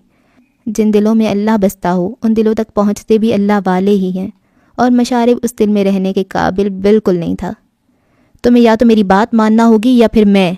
वो कमीनी मुस्कान लिए बात अधूरी छोड़ गया। बाहर अंधेरा मजीद गहरा हुआ और हल्की फुल्की बूंदाबांदी शुरू हुई। आपको लगता है मैं डर जाऊंगी? वो झटके से पलटी। डरना तो चाहिए। वो पैंट की जेबों में हाथ डालता उसकी जाने बढ़ा। कैंडल लाइट से उठती महक से अब ईमान को अपना दम घुटता महसूस हुआ था। उसने ये सब बातें सुनी थी किसी न किसी के मुंह से कि आजकल ऐसा होता है। आजकल पाकिस्तानी मर्द, मुसलमान मर्द औरत इस तरीके से शादी करते हैं। पहले लिविंग रिलेशनशिप में रहते हैं, फिर निकाह करते हैं। ये सब आम था, उसने सुना था, पर आज खुद पर आया तो उसे महसूस हुआ कि ये आम नहीं था। मुसलमान मर्द और औरत के लिए ये आम हो ही नहीं सकता। ब्रोकन फैमिली, नफ्सियाती बाप जिसने कभी तुम्हें बेटी नहीं माना, बीमार माँ जिसको तुम पर बड़ा मान है। कैसा लगेगा अगर उसकी बेटी को तलाक हो जाए रुखसती से पहले ही? वो उसके करीब आकर सरगोशी नुमा अंदाज में बोला। हमारी कमज़ोर रग किसी कमज़र्फ के हाथ लग जाए तो हमारे लिए जीना मज़ीद मुश्किल हो जाता है। सोचो ज़रा कैसे लगेगा तुम्हारी माँ को जब पता चलेगा कि उसकी बेटी को घर बैठे तलाक हो गई है। वो उसकी कमज़ोरी से फ़ायदा उठाना चाह रहा था। उस पर ईमान का शिद्दत से दिल चाहा था कि उसका निकाह कभी मुशारिब से ना हुआ होता। काश। दिल ने आह भरी थी, पर वो डटी रही। मुझे फ़र्क नहीं पड़ता। اس نے پلٹتے دروازے کا ہینڈل گھمایا۔ اس سے پہلے دروازہ کھلتا مشارب نے اسے کندھوں سے پکڑ کر جھٹکا دیا۔ اس کی برداشت ختم ہو گئی تھی۔ بس بہت ہو گیا تمہارا ڈرامہ، پارسائی کا اتنا ناٹک کیوں؟ وہ اس کی جانب جھکا پر ایمان اس بار ضبط نہ کر پائی۔ اس کا ہاتھ اٹھا اور مشارب کے گال پر چٹاخ سے پڑا۔ دور رہو مجھ سے۔ وہ اب غم و غصے اور خوف کی وجہ سے لرزنے لگی تھی۔ وہ جانے کے لیے آگے بڑھی، مشارب تو ساکت رہ گیا تھا۔ سمجھتی کیا ہو خود کو؟ مشارب نے اس بار اسے دھکا دیا۔ دروازے سے اس کا سر ٹکرایا۔ تمہیں کیا لگتا ہے تم جیسی گنوار کے ساتھ میں اپنی پوری زندگی گزاروں گا؟ وہ غصے سے ہو آیا تھا۔ میں تمہیں طلاق دیتا ہوں۔ ایمان کی کرا اس کے منہ میں ہی رہ گئی، اس پر جیسے بجلی گری تھی۔ میں تمہیں طلاق دیتا ہوں۔ ایمان نے جلدی سے دروازہ کھولا۔ دروازے سے باہر نکلتے وقت اس نے مشارب کے منہ سے تیسری طلاق سنی تھی۔ باہر بارش برس رہی تھی۔ بارش کا شور اسے اب سنائی دیا تھا۔ اس کا دماغ فریز ہو چکا تھا، جیسے سب جم چکا ہو۔ وہ کسی روبوٹ کی طرح وہاں سے نکلی تھی۔ تیز تیز چلتی وہ اس شخص کی پہنچ سے دور چلی جانا چاہتی تھی، وہ شخص جو اب اس کا کچھ بھی نہیں تھا۔ دل کیا تھا شدت سے چیخے، چلائے اور روئے۔ وہ اب ہوٹل کا خارجی دروازہ پار کرتی باہر نکل آئی تھی۔ باہر بارش تھی۔ وہ اب پتریلی سڑک پر ایک جانب چل رہی تھی۔ دوپٹہ سر پر تھا، بیگ کندھے پر جمائے، پر وہ وہاں سے بھاگ جانا چاہتی تھی۔ دل ایسے دھڑک رہا تھا جیسے پسلیاں توڑ کر باہر آ جائے گا۔ خوف کی وجہ سے اس کا پورا وجود کانپ رہا تھا۔ بارش تیز ہو رہی تھی جبکہ وہ چلتی جا رہی تھی۔ کہتے ہیں اسے شہر کے سب لوگ مسیحا۔ وہ شخص میرے درد سے انجان کیوں سا ہے؟ مٹی کا بنا ہے تو پگھل کیوں نہیں جاتا؟ پتھر کا گھر ہے تو پھر انسان سا کیوں ہے؟ ہوا کے سنگ پھڑ پھڑاتا کاغذ آدھا اس کے ہاتھ میں دبا تھا۔ ان خطوں میں سے ایک خط تھا جو اسے لکھا گیا تھا۔ اس رات میں نے اللہ سے سوال کیا، بار بار یہی پوچھا کہ اس شخص کو میری زندگی میں کیوں بھیجا گیا؟ نہ وہ ہوتا، نہ یہ سب کچھ ہوتا۔ شاید میں ادم سے شادی کر لیتی، شاید کسی کو نہ بتاتی وہ اللہ سے کتنا دور تھا۔ پھر نہ میں بے وفا کہلاتی، نہ بے ایمان، نہ پیسوں کے لیے کسی کی محبت قبول کرنے والی۔ پھر نہ ماں کے سامنے میرا سر جھکتا، نہ کوئی مشارب ہوتا، نہ میں اکیلی ہوتی۔ آخر کیوں اللہ نے اسے بھیجا؟ کیوں میرا دل اس معیار سے کم پر راضی نہیں ہوا جو اس شخص نے قائم کیا تھا؟ کیوں مجھے اللہ والے کی محبت نے ایسا بنا دیا کہ مجھے اللہ سے دور لوگ پسند ہی نہیں آتے؟ کیوں اللہ والے کی مداخلت نے مجھے اکیلا کر دیا؟ کبھی کبھی میں اللہ سے پوچھتی ہوں ایسا کیوں ہوا؟ وہ مٹی کا بنا انسان جو پتھر سے کم نہیں تھا، وہ کب کا پگھل چکا تھا۔ وہ قطرہ قطرہ بہہ رہا تھا، وہ ختم ہو رہا تھا، پر کوئی نہیں جانتا تھا۔ وہ چلتے چلتے کافی دور نکل آئی تھی۔ سامنے ہی بس سٹاپ تھا، وہ وہاں کھڑی ہو گئی۔ بارش ہلکی تھی لیکن وہ کافی حد تک بھیگ چکی تھی۔ اس سے حیرت ہو رہی تھی خود پہ کہ وہ صحیح سلامت کیسے تھی۔ آس پاس کے لوگ بارش انجوائے کر رہے تھے۔ اس نے خالی خالی نظروں سے چاروں جانب دیکھا۔ ہنستے چہروں میں سے کوئی نہیں جانتا تھا کہ ابھی ابھی اس پر کیا قیامت گزری تھی۔ اسے شدت سے اکیلا پن محسوس ہوا، جیسے پوری دنیا میں وہ بس اکیلی ہو۔ کیا تمہیں کبھی ایسا نہیں لگا کہ ہم آلریڈی جہنم میں ہیں؟ دور کہیں ماسیل کی آواز گونجی تھی۔ نہیں، بالکل نہیں۔ وہ لیپ ٹاپ کی جانب متوجہ تھی، جانے کون سا ضروری کام تھا جو ماسیل سے زیادہ اہم تھا۔ لیکن مجھے ایسا ہی لگتا ہے جیسے قیامت گزر گئی ہے اور ابھی میں جہنم میں سزا کاٹ رہا ہوں۔ وہ اس کے چہرے کو آنکھوں میں سموئی کہہ رہا تھا۔ کیسی سزا؟ اور ویسی بھی سزا ایسی نہیں ہوتی۔ وہ کام کرتے کرتے اس کی باتوں کا جواب دے رہی تھی۔ پول میں بطخیں تیر رہی تھیں اور وہ دونوں ماسیل انسٹیٹیوٹ میں تھے۔ اکیلے پن کی سزا، شاید مجھے اکیلے پن کی سزا دی گئی ہے، وہ بتا رہا تھا۔ اکیلے پن کی سزا کون سی ہوتی ہے بھلا؟ وہ الجھی۔ جب آپ کی سوچ کسی سے نہ ملتی ہو، جب کوئی آپ کا درد نہ سمجھ پائے، یہاں تک کہ آپ کا محبوب شخص بھی نہیں، وہ بے بسی سے بولا تھا۔ اور آج اسے یہی احساس ہوا تھا جیسے قیامت گزر چکی ہو اور اللہ نے اس سے اکیلے پن کی سزا کاٹنے جہنم میں بھیج دیا ہو، جہاں کوئی بھی اس کا درد نہ سمجھتا ہو، کوئی اس کے دکھ سے واقف نہ ہو۔ وہ کتنی دیر بس سٹاپ پر کھڑی رہی وہ نہیں جانتی تھی۔ بس کب آئی، وہ کب اندر بیٹھی، اسے یہ بھی احساس نہ ہوا۔ چونکی تب جب اسے کارڈ سکین کرنے کو بولا گیا۔ اس کے پاس کارڈ نہیں تھا، شاید وہ کہیں بھول آئی تھی۔ اس نے ٹکٹ خریدی اور پیسے ادا کر دیے۔ والیٹ بیگ میں واپس ڈالتے اس کے ہاتھ رکے۔ اس کے کندھوں پر ایک جیکٹ تھی، وہ ساکت رہ گئی۔ جیکٹ کہاں سے آئی تھی اسے نہیں پتہ چلا۔ کون اس کے کندھوں پر ڈال گیا تھا اسے احساس ہی نہ ہوا۔ کیا وہ اتنا غائب دماغ رہی تھی؟ اس کی آنکھوں میں اب آنسو بھرنے لگے تھے۔ وہ یوں ہی بیٹھی رہی، بس رک رہی تھی۔ سٹاپ گزرتے جا رہے تھے۔ وہ شیشے سے باہر بھاگتے نظاروں کو دیکھ رہی تھی، جبکہ دماغ ابھی تک اس بات کو قبول کرنے سے آ رہی تھا کہ اس کے ساتھ کیا ہو چکا تھا۔ وہ آج صبح تک کسی کی منکوہا تھی اور اب طلاق یافتہ تھی۔ کیا دنیا اسے قبول کر لے گی؟ وہ گود میں رکھے اپنے بیگ پر جھک گئی۔ سر میں درد کی ٹیسیں اٹھ رہی تھیں۔ اس نے جیکٹ اتار کر گود میں رکھ لی تھی اور تبھی اس کی نظر اس سفید کاغذ پر پڑی جس کا کونا جیکٹ کی جیب سے نظر آ رہا تھا۔ وہ سیدھی ہوئی اور اس نے کاغذ کو نکالا۔ وہ کاغذ فولڈ تھا۔ اس نے کھولا تو اندر بڑا سا لکھا گیا تھا، نہیں ہم جہنم میں نہیں ہیں بلکہ تخلیق کی ندی میں بہہ رہے ہیں، یہ ندی تمہیں صحیح ٹھکانے پر لے جائے گی۔ الفاظ اس کے سر کے اوپر سے گزر گئے۔ اس نے کاغذ کا گولا بنا کر بیگ میں ڈال لیا اور پھر سے جھک کر اپنے بیگ پہ سر رکھ لیا۔ اس وقت اس کا شدت سے یہی دل چاہ رہا تھا کہ یہ بس چلتی رہے، کبھی نہ رکے اور اسے کہیں اترنا نہ پڑے، کیونکہ اس کی کوئی منزل نہیں تھی۔ وہ 2 دن آفس نہ جا سکی، اس میں ہمت ہی نہیں تھی۔ بس ایک ہی بات کھائی جا رہی تھی کہ سلمہ بیگم کو کیا جواب دے گی۔ اسے فکر دنیا کی نہیں تھی، اللہ اس کے راز سے واقف تھا، اس کی سچائی جانتا تھا، لیکن سلمہ بیگم، وہ کیسے انہیں یہ خبر دے گی؟ سلمہ بیگم سے بھی اس نے 2 دنوں سے بات نہیں کی تھی۔ وہ بے سود بستر پر لیٹی رہی جب اسے سلمہ بیگم نے خود ہی فون کر لیا۔ ایمان کو اٹھانا پڑا۔ مشارب کی ماں کا فون آیا تھا۔ وہ لوگ رخصتی پر زور دے رہے تھے، بلکہ مشارب نے خود مجھ سے بات کی ہے۔ وہ کہہ رہے اب جلد سے جلد یہ فریضہ انجام دے دیا جائے۔ سلام دعا کے بعد سلمہ بیگم نے گویا بم پھوڑا تھا، بس اب تم جلدی سے واپس آ جاؤ، میں تمہیں رخصت کر کے پرسکون ہو جاؤں گی۔ مشارب اس حد تک گر سکتا تھا وہ نہیں جانتی تھی، البتہ اس کا فون ہاتھ سے چھوٹ کر گر گیا تھا۔ اسکرین پر مشارب کا میسج چمک رہا تھا، میں ہاتھ آئی چیز یوں آسانی سے جانے نہیں دیتا۔ کیا یوں بھی ہوتا ہے؟ کیا کوئی مسلمان مرد ایسی حرکت کر سکتا ہے؟ کیا اسے خوف نہیں آتا؟ کیا انسان بھول چکا ہے کہ اسے کس کے پاس لوٹنا ہے؟ سلمہ بیگم کی آواز ابھرتی رہی جبکہ وہ زمین پر فون کے پاس بیٹھی تھی۔ اس میں ہمت نہیں تھی کہ وہ ان سے بات کرتی۔ مشارب نے اسے طلاق دی، اسے اس بات کا دکھ نہیں تھا، وہ طلاق کے بعد ایسی حرکت کرے گا، یہ اس کے وہم و گمان میں بھی نہیں تھا۔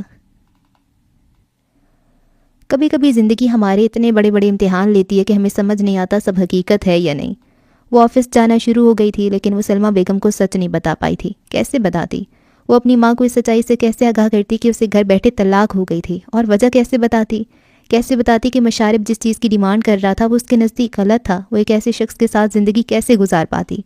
اس کے چاروں جانب سب دھند میں لپٹا تھا اور وہ اس دھند میں اکیلی تھی، بہت اکیلی۔ کب دن ہوتا تھا کب رات، اسے کچھ سمجھ نہیں آتا تھا۔ انہی سوچوں میں مگن بے دہانی میں روڈ کراس کرتے وقت وہ دائیں جانب سے آنے والی گاڑی سے نہ بچ پائی۔ ٹائروں کی چرچراہٹ کی آواز فضا میں گونجی۔ اس پل اس نے شدت سے خواہش کی تھی کہ وہ مر جائے، جیتے جی۔ کیسے وہ سلمہ بیگم کو سچ بتاتی؟ وہ دور اچھل کر گری تھی، اسے کہاں چوٹ لگی کچھ پتہ نہیں چلا۔ اس نے لوگوں کو خود پہ جھکتے پایا اور پھر دھند مزید گہری ہو گئی، سب کچھ کوہرے کے پیچھے چھپ گیا۔ آنکھ کھلی تو وہ ہسپتال میں تھی، اس کی ٹانگ پر چوٹ آئی تھی اور نیچے گرنے کے باعث سر پر گہری چوٹ لگی تھی۔ اس نے اٹھنے کی کوشش کی لیکن اٹھ نہ پائی۔ تو کیا میری سزا ختم نہیں ہوئی؟ اس کی آنکھیں نم ہونے لگی تھیں۔ ہائی ایمان، کیسی ہو اب؟ یہ اس کی فلیٹ میٹ تھی۔ میں نے تمہاری مام کو آج صبح فون کر دیا تھا، تم کل شام سے بے ہوش تھی، وہ شاید پہنچنے والی ہوں گی اور میری فلائٹ ہے، مجھے جانا ہوگا، گیٹ ویل سون۔ وہ اس کا گال تھپ تھپا کر چلی گئی۔ آج کل لوگ ہمارے لیے اتنا بھی کر دیں تو کافی ہے۔ اس کا فون سائڈ ٹیبل پر رکھا تھا، اس کے سر اور ٹانگ سے درد کی ٹیس اٹھ رہی تھی۔ وہ پریشان ہو گئی تھی کہ سلمہ بیگم اس کی وجہ سے کس قدر پریشان ہوں گی۔ اس نے اٹھ کر بیٹھنے کی کوشش کی لیکن اس کے لیے مشکل تھا۔ کمرے میں اور کوئی نہیں تھا، جانے اسے یہاں کون لایا تھا اور اس کی فلیٹ میٹ کو کس نے بلایا؟ وہ کچھ نہیں جانتی تھی۔ اس وقت اسے ایک بات کا خیال تھا کہ سلمہ بیگم جانے کس حال میں ہوں گی۔ وہ ہمت کر کے اٹھی اور اپنا فون اٹھایا، سلمہ بیگم کا نمبر میں لایا۔ کچھ دیر بعد فون اٹھا لیا گیا۔ سلمہ بیگم کی ہراساں آواز ابری تھی، کیسی ہو میری بچی؟ یہ سب کیسے ہو گیا؟ وہ رو رہی تھی۔ ایمان کا دل بھر آیا۔ جو بات بار بار اس کا دل دکھاتی تھی وہ یہ تھی کہ آخر وہ اپنی ماں کو سچ کیسے بتائے۔ وہ فون پر بات کر ہی رہی تھی کہ نرس اندر آئی۔ ارے آپ اٹھ گئیں؟ میں ڈاکٹر کو بلاتی ہوں، آپ پلیز فون رکھ دیں، آپ زیادہ بات نہیں کر سکتی۔ کچھ دیر بعد وہاں ایک لیڈی ڈاکٹر تھی، وہ اب اس کا معائنہ کر رہی تھی۔ آخر وہ کس ہسپتال میں تھی جہاں اسے یوں ٹریٹ کیا جا رہا تھا؟ یقیناً بہت مہنگا ہوگا۔ اسے اب بل کی فکر ہونے لگی۔ اس کے سر میں درد تو تھا ہی، پر وہ ڈاکٹر کے سوالوں کا جواب دے رہی تھی۔ کیا میں کل شام سے بے ہوش تھی؟ اسے یقین نہ آیا تو اس نے پوچھ لیا۔ نہیں، آپ کو ہوش آیا تھا لیکن آپ کو سکون آور دوا کے زیر اثر سلایا گیا تھا۔ ڈاکٹر نے اسے یہ نہیں بتایا کہ وہ رات کس درد میں تھی، اسی لیے اسے بے ہوش کیا گیا تھا۔ ہاں ٹھیک کہا تھا ماسیل نے، ہم سزا ہی تو کاٹ رہے ہیں اکیلے پن کی۔ ہمیں ہر درد اکیلے سہنا ہے، چاہے وہ اندر کا درد ہو یا باہر کا۔ اور جب انسان یہ درد اکیلے سہتا ہے تب اسے یہی لگتا ہے کہ قیامت گزر چکی ہے اور ہم اپنی سزا کاٹنے اس دنیا میں آئے ہیں۔ سلمہ بیگم اور میزو اس کے سامنے تھی، ان سب کے آنسو نہیں تھم رہے تھے۔ کچھ دیر انہوں نے بات کی، پھر ڈاکٹر نے انہیں منع کر دیا۔ ڈاکٹر صاحبہ سب ٹھیک ہے نا؟ میری بیٹی کو کوئی بڑی چوٹ تو نہیں لگی؟ سلمہ بیگم پریشان تھی، مشارب بھی وہیں تھا۔ وہ اب تک ایمان کے سامنے نہیں گیا تھا، ڈاکٹر سے وہی بات چیت کر رہا تھا۔ سب ٹھیک ہے لیکن ہم اپنی تسلی کر رہے ہیں، بس آپ دعا کریں، ڈاکٹر نے انہیں تسلی دی۔ بیٹا تم بھی ایمان سے مل لو، اب تمہیں بھی حوصلہ ہو جائے گا۔ جی آنٹی۔ وہ نظریں چرا گیا۔ اس کا ضمیر اسے ملامت کر رہا تھا، لیکن انا آڑے آ رہی تھی۔ وہ بھلا کیسے اتنی آسانی سے اسے جانے دے سکتا تھا؟ سلمہ بیگم نے ایمان کو نہیں بتایا تھا کہ مشارب ان کے ساتھ آیا تھا۔ وہ تو لاہور واپس گیا ہی اس لیے تھا کہ جا کر رخصتی کی تاریخ رکھوا سکے۔ تماشا تو بننا ہی تھا، پر وہ جانتا تھا اس کی زیادہ شکار ایمان ہوتی۔ اس کا کیا بگڑنا تھا؟ تم یہاں کیا کر رہے ہو؟ ایمان کے چلانے کی آواز آئی تھی۔ سلمہ بیگم جو کمرے سے باہر بیٹھی تھی وہ چونک گئیں۔ مشارب اندر اس کا حال دریافت کرنے گیا تھا۔ دفع ہو جاؤ یہاں سے، میرا تم سے کوئی رشتہ نہیں ہے۔ وہ اسے دیکھ کر خود پہ قابو نہیں رکھ پائی تھی۔ شور مت کرو، اس میں تمہارا ہی نقصان ہے، وہ دھیمے لہجے میں بولا، جبکہ ایمان کا دل کر رہا تھا وہ اٹھ کر اس کا سر پھاڑ دے۔ جو کچھ ہوا اسے بھول جاؤ، ہم ایک نئی شروعات کر سکتے ہیں۔ وہ اس کی جانب بڑھا۔ دور رہو مجھ سے، وہ زور سے چلائی۔ امی! اس نے پوری قوت سے سلمہ بیگم کو پکارا۔ مشارب گھبرا کر پیچھے ہٹا۔ کیا ہوئے؟ سلمہ بیگم گھبرائی ہوئی اندر آئیں، ساتھ حمیزہ بھی تھی۔ پتہ نہیں آنٹی یہ کیا بہکی بہکی باتیں کری ہے، آپ ہی سمجھائیں اسے، شاید سر پہ چوٹ لگی ہے، اثر ہو گیا۔ کیا ہوا ایمان بیٹا؟ سلمہ اس کی جانب بڑھی۔ امی سے کہیں مجھ سے دور رہے، وہ سسک اٹھی تھی۔ ایمان میری بچی کیا ہو گیا تمہیں؟ شوہر ہے تمہارا۔ سلمہ بیگم اس کی حالت سے پریشان ہو گئی تھی۔ نہیں، میرا اب اس سے کوئی رشتہ نہیں ہے، یہ مجھے طلاق دے چکا ہے، وہ فوراً بولی تھی۔ اس کا پورا وجود کانپ رہا تھا۔ سلمہ بیگم کو لگا جیسے ہسپتال کی بلڈنگ ان کے اوپر گر گئی ہو۔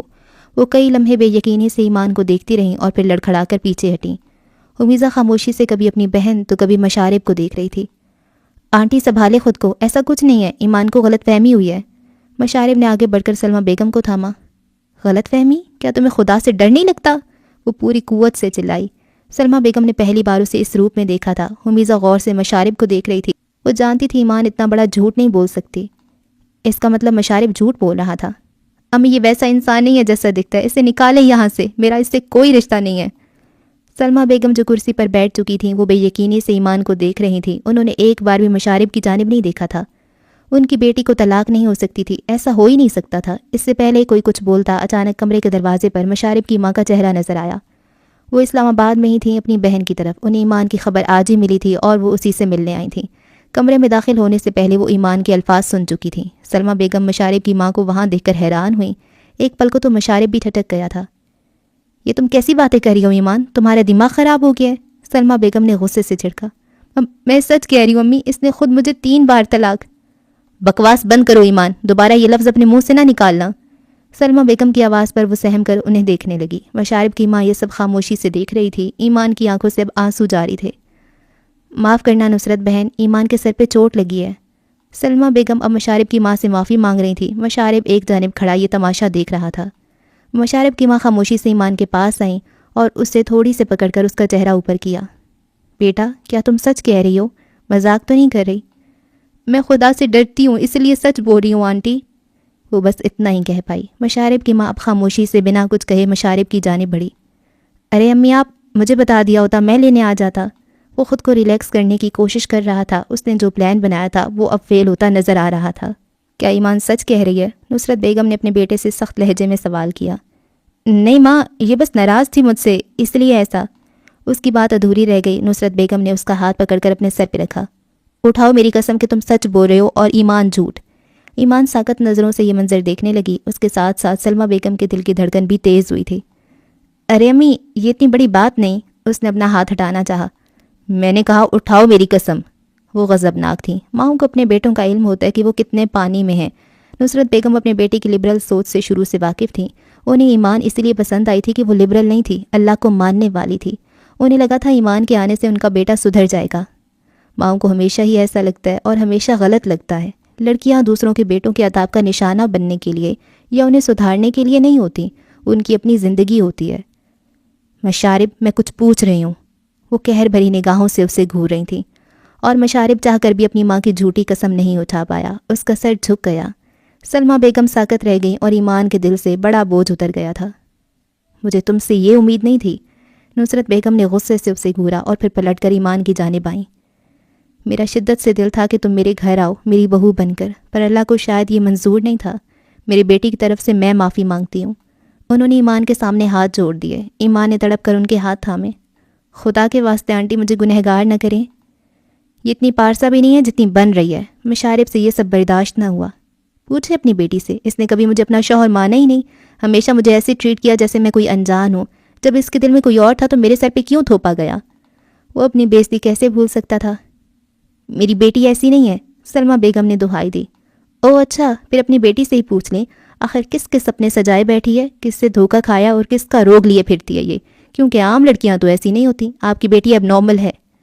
اس سے پہلے وہ مزید کچھ کہتا، نصرت بیگم اس کا ہاتھ پکڑ کر اسے کمرے سے لے گئیں۔ کمرے سے باہر راہداری میں ڈاکٹر صاحبہ کھڑی تھیں، وہی ڈاکٹر جو ایمان کو ٹریٹ کر رہی تھیں۔ اس نے اسٹاف کو وہاں سے بھیج دیا تھا۔ پیچھے وہ تینوں اکیلی رہ گئی تھیں، ایمان، سلمہ بیگم اور حمیزہ۔ ایمان سر جھکائے بیٹھی تھی، اس کے سر میں درد کی ٹھیسیں اٹھ رہی تھیں۔ وہ نہیں جانتی تھی وہ مزید کتنی دیر اس درد کو برداشت کر سکتی تھی۔ مشارب اور اس کی ماں کے جانے کے بعد ڈاکٹر اندر آئی۔ آنٹی، پیشنٹ کو اتنا سٹریس الاؤ نہیں ہے، معذرت لیکن آپ کو انہیں اکیلا چھوڑنا ہوگا۔ سلمہ بیگم ابھی تک ایمان کو ہی دیکھ رہی تھی۔ مشارب کیا کہہ رہا تھا؟ وہ سب کچھ آج ہی کلیئر کرنا چاہتی تھی۔ امی یہ صحیح وقت نہیں ہے، بعد میں کر لیں گے بات۔ حمیزہ نے ان کا بازو تھاما۔ مجھے ابھی بات کرنی ہے۔ سلمہ بیگم کے ٹھنڈے لہجے پر ایمان بیڈ سے نیچے اتر آئی۔ امی ایسا کچھ نہیں ہے، میرا یقین کریں، میری زندگی میں کوئی بھی نہیں ہے۔ ایمان سب کچھ کہہ سکتی تھی پر اپنی ماں کا خود کی وجہ سے مان ٹوٹنا نہیں دیکھ سکتی تھی۔ وہ ان کی آنکھوں میں اپنے لیے بے اعتباری نہیں دیکھ سکتی تھی۔ پہلے ہی ماسیل کی ایک فون کال نے ان کا بہت نقصان کیا تھا، مزید نہیں سہ سکتی تھی۔ اور دل میں سلمہ بیگم کے لہجے اور نگاہوں دونوں میں شک تھا۔ ایمان کو اپنے اندر ٹوٹ پھوٹ سی محسوس ہوئی۔ کوئی بھی نہیں ہے امی، وہ کیسے یقین دلاتی؟ جھوٹ نہیں ایمان، تم اپنے ماں کی قسم اٹھاؤ اور سچ بتاؤ۔ اس نے سلمہ بیگم کا یہ روپ پہلی بار دیکھا تھا۔ اس کے ہونٹ پھڑپھڑائے لیکن وہ کچھ کہہ نہ پائی۔ ڈاکٹر یہ سب خاموشی سے دیکھ رہی تھیں۔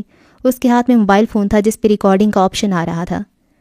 امی میرے دل میں کوئی بھی نہیں ہے، خالی ہے، ویران، اجاڑ اور بنجر ہے، کوئی کلی کوئی پھول اگتا ہی نہیں ہے۔ وہ بھرائی آنکھوں سے بولی۔ دل ویران بلا وجہ نہیں ہوتا، کس کا روگ لیے پھرتی ہو تم؟ سلمہ بیگم کے الفاظ کسی خنجر کی طرح اس کے دل میں اترے تھے، جبکہ ایمان نے نفی میں سر ہلایا۔ میں نے تمہیں آزادی اس لیے نہیں دی تھی کہ تم بے ایمان ہو جاؤ۔ سلمہ بیگم یہ سہ نہیں پا رہی تھی کہ ان کی بیٹی کو بھی طلاق ہو چکی تھی، انہیں اب کتنی رسوائی اٹھانی پڑتی۔ امی میری بات سنیں، وہ اپنی صفائی دینے آگے بڑھی۔ آج سے ہمارا تم سے کوئی رشتہ نہیں۔ کتنے سخت الفاظ تھے، ایمان کے پیر زمین میں ہی گڑ گئے۔ اس نے بے یقینی سے اپنی ماں کو دیکھا۔ تمہاری وجہ سے میں نے اپنے بھائیوں سے رشتہ توڑ لیا، تمہاری وجہ سے میں نے زمانے کی باتیں سنی اور تم نے زمانے کی خاک میرے سر پہ ڈال دی۔ ایمان نے مدد طلب نظروں سے حمیزہ کو دیکھا۔ اس نے آگے بڑھ کر سلمہ بیگم کو روکنا چاہا۔ آئندہ مجھے اپنی شکل مت دکھانا، رہو جس کے ساتھ رہنا ہے۔ وہ حمیزہ کو بازو سے کھینچتے کمرے سے باہر نکل گئی۔ نہیں امی مت جائیں، میری بات سنیں، میں بے ایمان نہیں ہوں۔ اس نے سلمہ بیگم کے پیچھے بھاگنا چاہا پر ٹانگ پہ لگی چوٹ کی وجہ سے وہ 2 قدم بھی نہ چل پائی اور لڑکھڑا کر گری۔ میں بے ایمان نہیں ہوں۔ وہ ہولے ہولے ایک ہی جملہ بڑبڑا رہی تھی اور پھر چاروں جانب اندھیرا چھا گیا۔ وہ ایمان بنت عبداللہ، ساری دنیا سے جیتنے والی، یہاں تک کہ عبداللہ شہاب الدین یعنی اپنے باپ کے سامنے ڈٹ جانے والی، صرف اپنی ماں کے سامنے ہار جاتی تھی۔ ہاں، سننے اور دیکھنے والے کہتے تھے وہ اپنی ماں سے عشق کرتی تھی۔ وہ آج سلمہ بیگم کے سامنے ہار کر اپنی پوری دنیا ہار گئی تھی۔ کچھ دیر بعد نرس اور ایک ڈاکٹر اس کے کمرے کی جانب بھاگے تھے۔ عبدل، کیچڑ میں دھنستے ہوئے اس نے اپنے بچاؤ کے لیے زور سے اسے پکارا تھا، ایک آخری پکار۔ یہ اتنی زوردار اور دردناک تھی کہ وہ ہڑبڑا کر اٹھ بیٹھا۔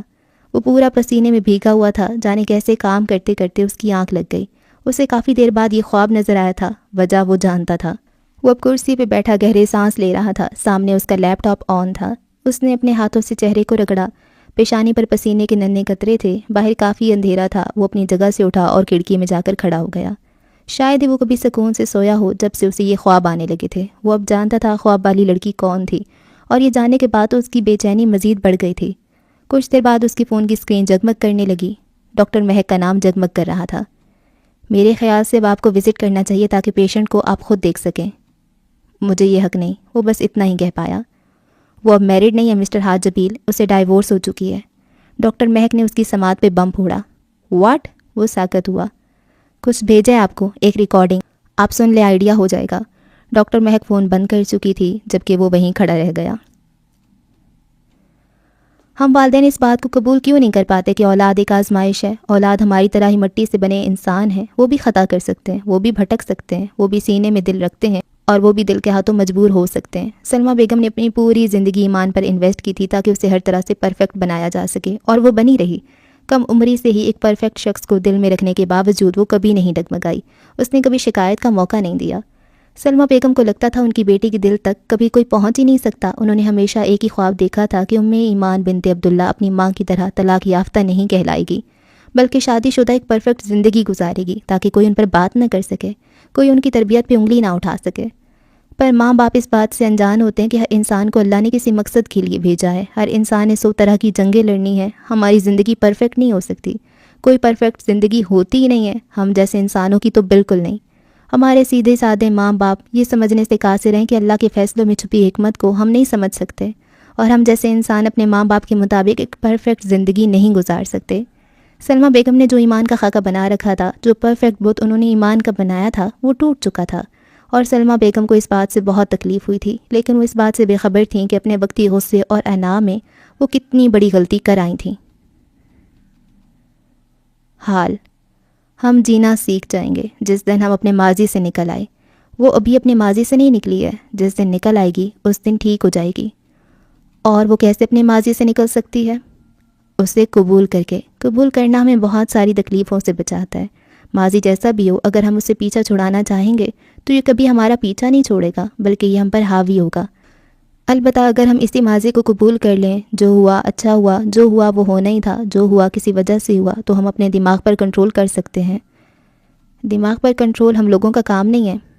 تم ہی تو کہتے ہو کہ وہ عام نہیں ہے مسٹر جبیل۔ ڈاکٹر نے اس کی جانب رخ کیا۔ ہاں وہ عام نہیں ہے۔ تو پھر انتظار کرو اس وقت کا جب وہ اپنے دماغ پر کنٹرول کرتی ہے۔ انسانی دماغ سے زیادہ طاقتور کچھ نہیں۔ انسان جب اس پہ کنٹرول کر لیتا ہے تو پھر کائنات کے بڑے رازوں کو پا لیتا ہے۔ لیکن بدقسمتی سے اگر ہمارا دماغ ہم پر قبضہ کر لے تو یقینی طور پر ہماری موت پکی ہے۔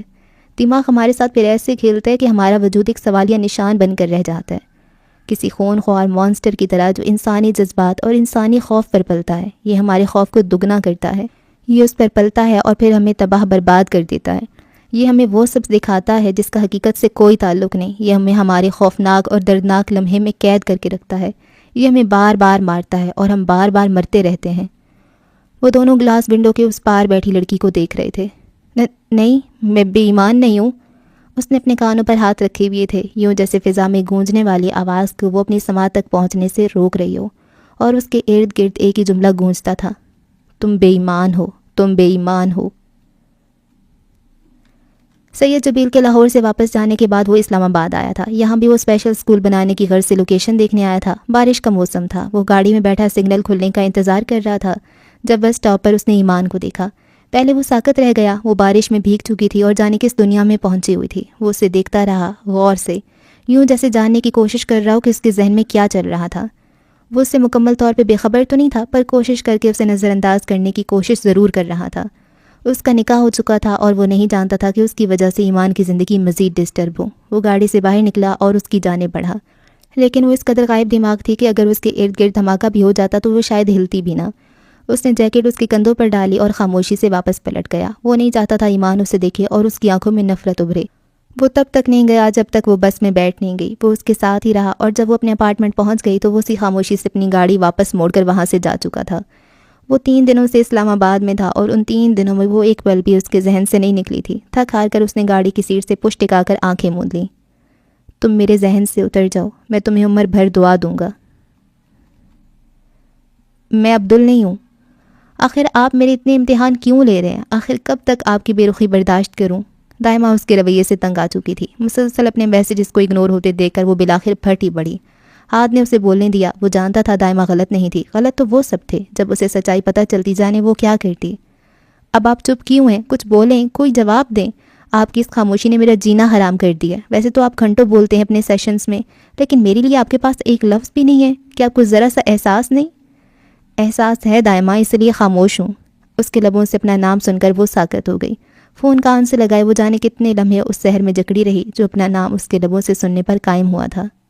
میں آپ کی بچپن کی فیانسی ہوں، اس کے علاوہ ہم کزنس بھی ہیں، ہمارے 2 رشتے ہیں۔ کیا آپ کے پاس کسی ایک رشتے کے لیے بھی ٹائم نہیں ہے؟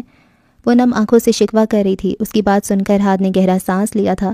پہلے ہی سید جبیل پچھلے 2 دنوں سے لاہور میں اس کے ساتھ رہ رہے تھے۔ وہ ان کی موجودگی میں کافی محتاط تھا۔ اس سے پہلے ہی دال میں کچھ کالا لگ رہا تھا، اور اب دائمہ کی یہ ضد، اسے سمجھ نہ آیا کیا کرے۔ ایک کزن ہونے کے ناطے تم میرے لیے قابل احترام ہو، وہ بس اتنا ہی کہہ پایا۔ दूसरी जानिब दाइमा को अपना दिल बैठता महसूस हुआ था। वो ड्राइंग रूम में थी जहाँ दीवार पर हिशाम जबील की पेंटिंग थी। उसका साइज़ पूरी दीवार से कुछ ही कम था। सफ़ेद कलफ लगे कपड़ों में, स्याह शॉल कंधों पर डाले, वो शख्स हाथ में कोई किताब लिए कुर्सी पर बैठा था। वो किताब पढ़ रहा था। बनाने वाले ने बड़ी फुर्सत से बनाया था। वो सहर अंगेज़ था। वो उसे देखती रही। वो जब जब ये पेंटिंग देखती थी उसे एहसास होता था कि उसकी माँ आखिर क्यों इस शख्स के इश्क में इतनी बुरी तरह गिरफ्तार हुई थी कि सालों गुजर जाने के बाद भी वो इश्क कायम रहा। उसने चेहरा घुमाया और फिर उसकी नज़र उस बड़े से फ्रेम पर पड़ी जिसमें उसकी तस्वीर लगी थी। वो हाथ जबील जो ज़ाहिरी हुलिये में किस कदर हिशाम जबील से मिलता था, ये तस्वीर उसी ड्राइंग रूम में खींची गई थी। हिशाम जबील की दीवार गिर पेंटिंग के नीचे रखे भूरे रंग के बड़े से सोफे पर वो विराजमान था।